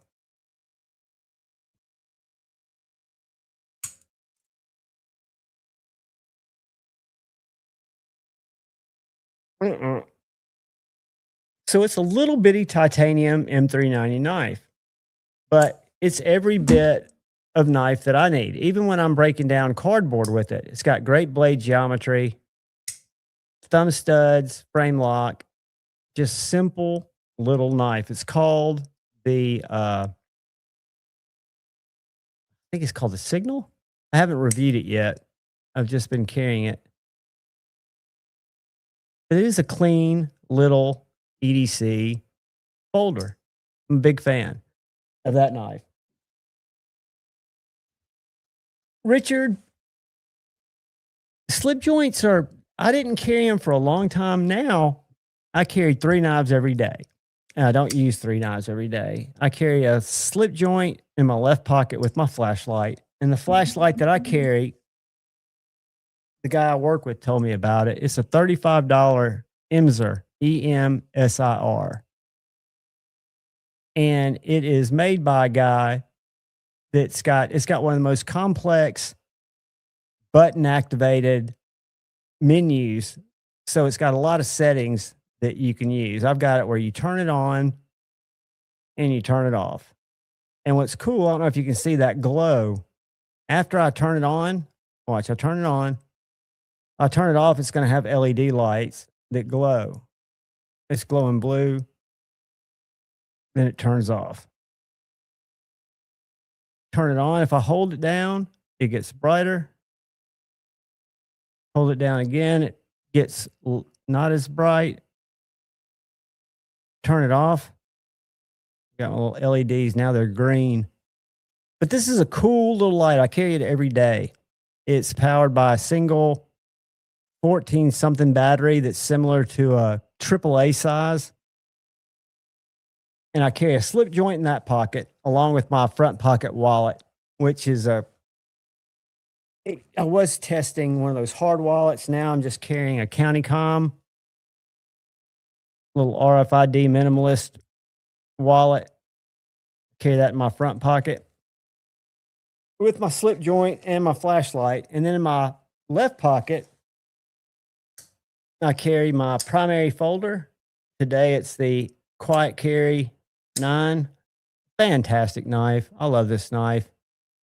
I forget who traded with me couple years ago on this knife. I think it was G-Ball that had told me about it, the action, when I was an action chaser, which I still kind of am to an extent. But then in my back pocket is where I carry my fixie. That's why I haven't carried my tried and true yet, because I could carry it in my right front pocket, but I'm scared to sit on that K390 because most of my fixed blades I'm sitting on. I've been sitting on my Lynch Crewwear. I've been sitting on my MagnaCut from Three Rivers. I sit on my fret every day. I mean, that's the one that gets sat on the most. But that's just how I carry knives. A little bit different than other people. Jeffrey, that's a slip joint I'm dying to try. Michael, I love American Blade Works. Michael Martin is a fantastic guy. He's got another batch of those getting ready to come out. He's so overrun with the success of it, and the price of it is out of this world. I mean, if you look at the price of that knife, and it's a USA made titanium slip joint, that's almost criminal. And I would not, until I think Jack Wolf's got me into it. And then I chased GECs. Now I even have, embarrassed, but Brother Jim gifted me this little Apache case. This is a tiny one. It's one you'd put a pew in. It's 1,000 or 1,800. And I keep my slip joints, some of my slip joints in here. But then I started collecting a couple of GECs. On Thursday, when I go back to work, I'm taking a older pew and a little fixed blade and probably trading for a really cool Great Eastern Cutlery Warncliffe. And again, I'm a single blade guy, so I don't get the slip joints with a lot of blades. A lot of people do. This is one of my favorites. This is a Three Rivers Manufacturing Atlas titanium slip joint, and it is a slip joint. It's just got a spring on each side there. So it's got a half stop. And if you watch right here, you'll see those titanium springs push out and then lock up. But this is a little 20 CV with a pocket clip slip joint that I think is super cool.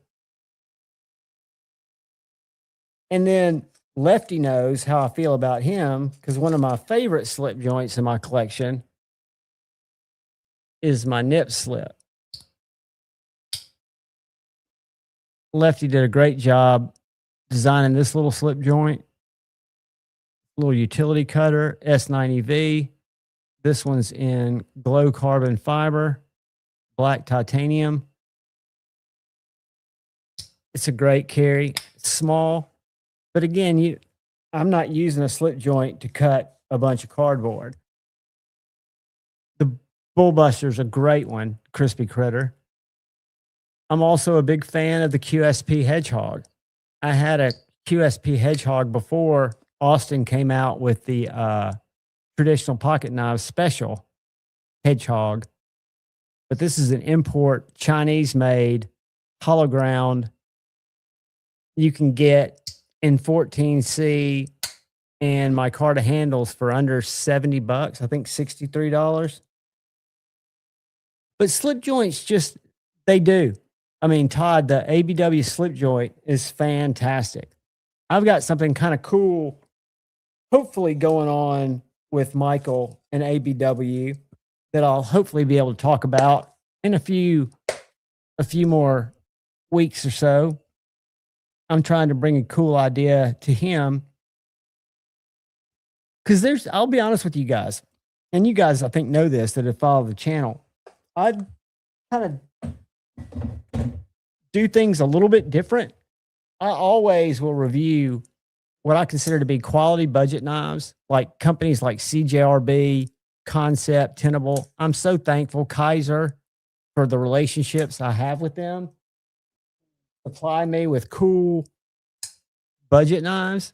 But when it comes to premium knives, Kaiser, if you go back and look at not just my early videos, but if you knew me as a collector, I love Kaiser knives. I love Kaiser bladesmith knives. I've got a Matthew Christensen critical, and I've given away probably 25 of my S35VN titanium Kaisers. So I'll always be a fan of modern Kaiser premium knives. But most everything that I bring to the channel are knives that I like, that I seek out. I don't like to, there are times that I will take an opportunity to look at a knife because somebody reached out to me. This is a perfect example of that. This Olive Knives Arbor.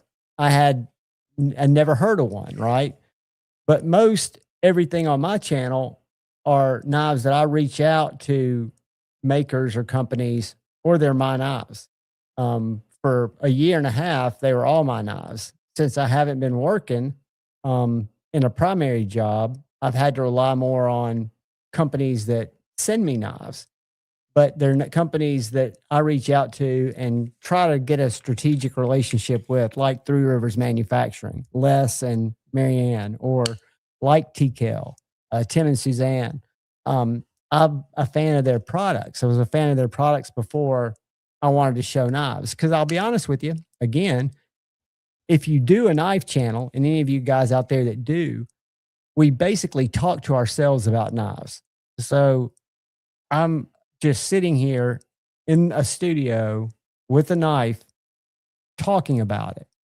So if it's something that I have no passion or no excitement for, it makes it challenging. And then at what point am I just filling air, right?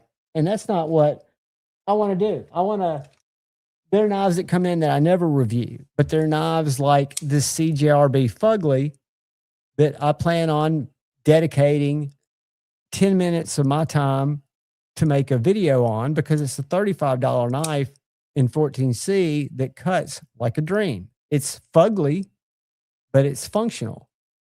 Works great for a knife, cuts great as a tool, and is very inexpensive on the pocketbook. I can get behind a knife that excites me because it fills a place in the market, right? This knife, which I'll say in my review when I do, it's not for me.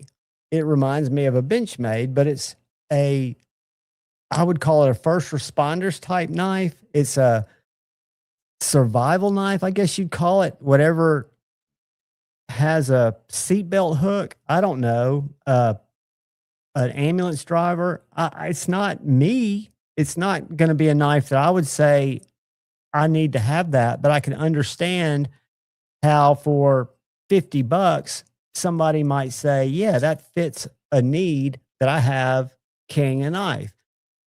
I've made friends with a Madison County or Limestone County sheriff that comes in and buys a lot of knives. He buys a lot of Benchmades, and he's a semi-serrated kind of guy. If he was a budget buyer, because this is AEBL steel, G10 handle, he would probably like something like this. I don't mind showing it off because it's unique in that the Aegis, which is what this is called, it's the first time I've seen a Kaiser, a reliable company, do something in a survival, weird liner lock back. I missed this on the review when I did the unboxing. I didn't even know that was there. That little, it's not really a gut hook. It's more of a seatbelt hook or a material hook, or if you cut straps at work, that kind of thing. But it's cool. It's not something I'd buy, but I can appreciate it. But for me to make a video, I've got to have some kind of connection to the knife, or it's painful. And videos don't get made. I mean, I'll do unboxings on some knives that don't get videos. That's why you don't see a lot of negative reviews on my channel, because if I don't feel inspired by the knife, it's not going to get time. It's just weird.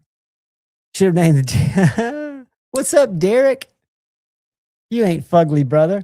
I'll show you the other one that I really think is I'm not a fan. Gary's a big fan of bar locks. I'm not. But this is a great knife. I think this knife's about 40 bones. I love the blade shape. I love the size. It's about the size of a bug out. Flat scales, G10, nice texture, deep carry, reversible clip, and a bar lock that works very well. CJRB, even though I'm not a fan of AARPM 9, I'm not a hater of AARPM 9 or whatever their proprietary steel is. I can tell you that this knife has cut a good bit of cardboard. It hasn't processed as much as others, but it's still super sharp.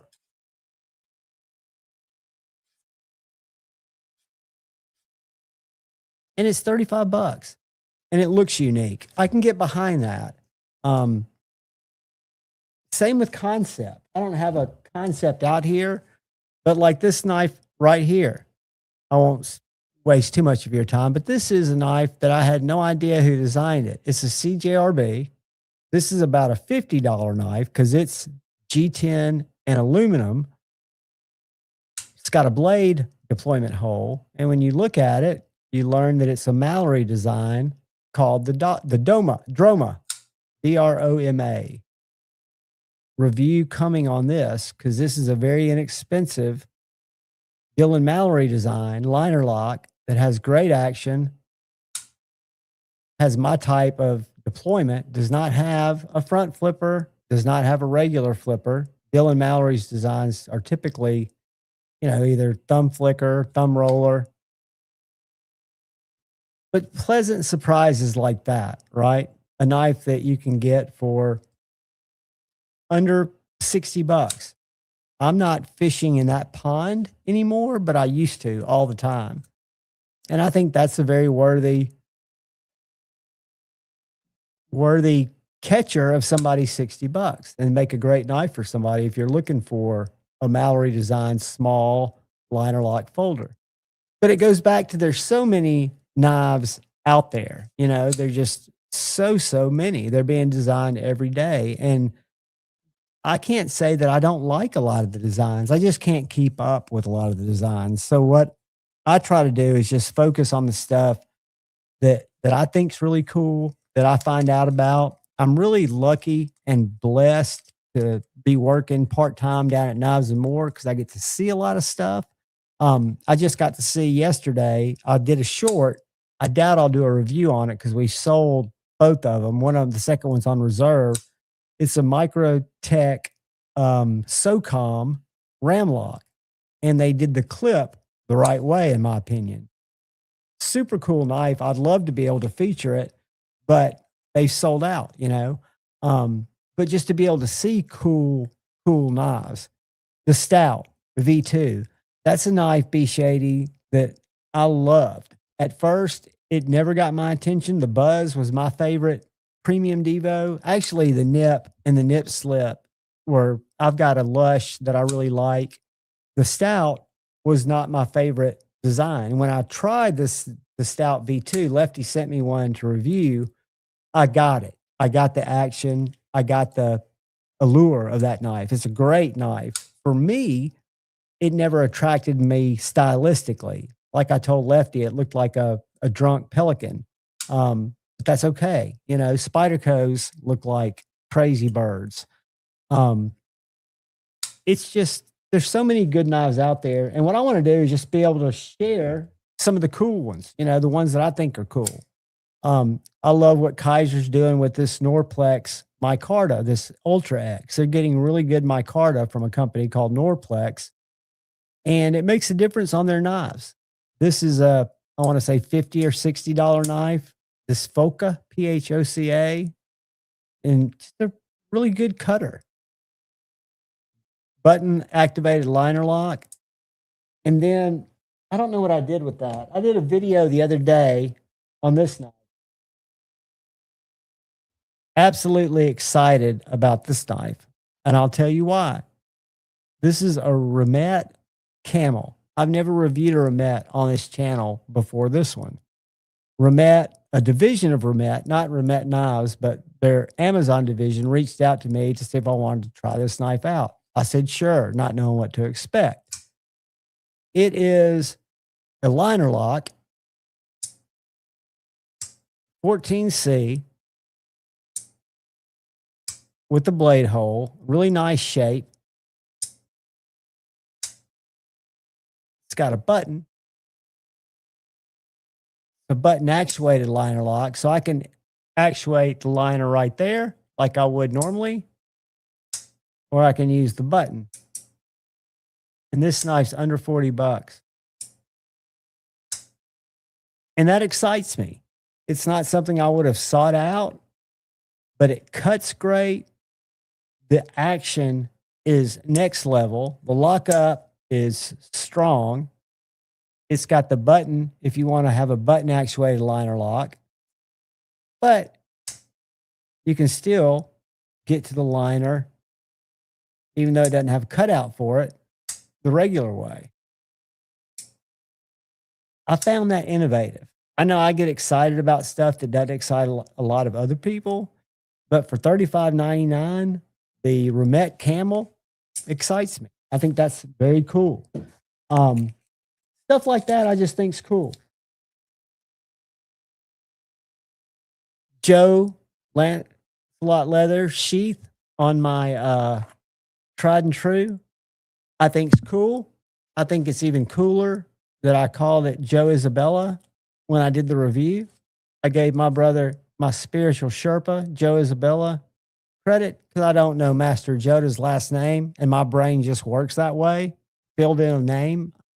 It's also Lancelot leather sheath. There was never any question of that. I had the card out. But I put Isabella, another craftsman, last name on it because you guys create really cool stuff. 1931 Leatherworks.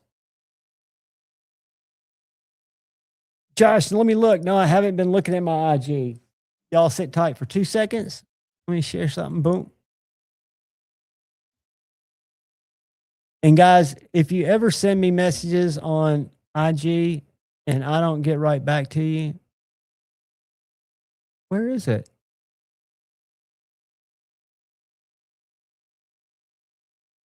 Where is it? Josh, you sent it on IG to my... There's Brother Derek.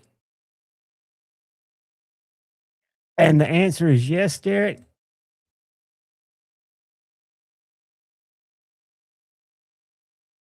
I didn't get it, Josh. It may be, and I'm on my desktop. It may be delayed. I've not gotten a message yet, brother. Or I'm not seeing it. I'm not seeing it yet. There's some awesome stuff out there. The year of quality and uniqueness. B Shady, I think each year we see more and more of that because more and more people are throwing their names in the hat. And I think that's refreshing. I think that's cool. I think it's unfortunate when companies come and go like Simpleton or Servant Knives. I've got a little bitty small 6-inch knife in 3V called the Simpleton. This is called the Mech Fighter. But then there's always people like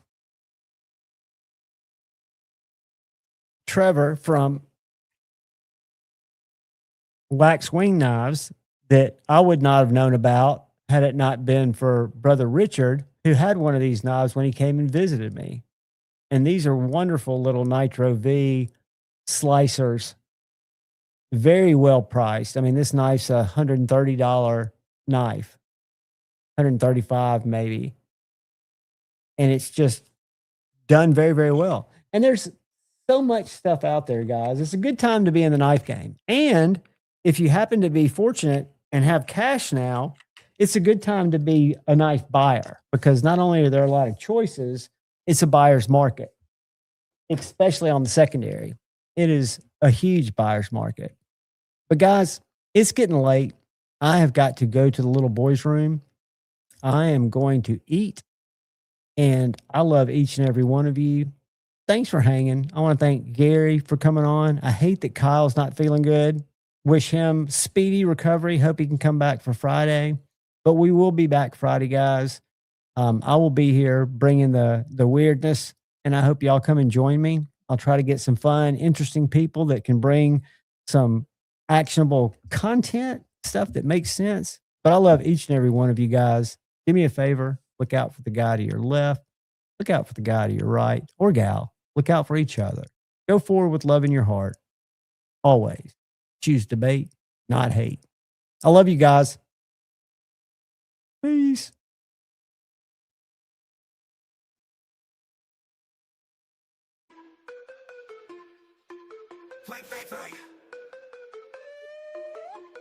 Late night, patty whack, give a dog a bone. Grab a snack, sit right back and never be alone. It's time for Insomniac, sit and spin. A knife live stream and a gathering of friends. Insomniac, sit and spin is about